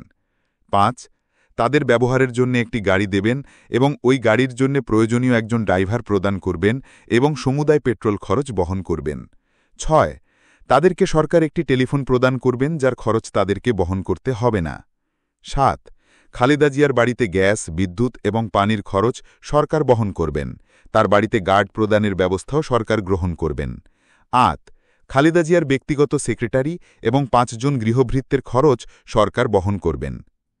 সে যাই হোক, সন্দেহ, শৃঙ্খলাহীনতা বা খারাপ অফিসার এই ধরনের রিপোর্টের উপর ভিত্তি করে অন্তত ৬০ জন সিনিয়র আর্মি অফিসারকে চাকরিচ্যুত করা হয়।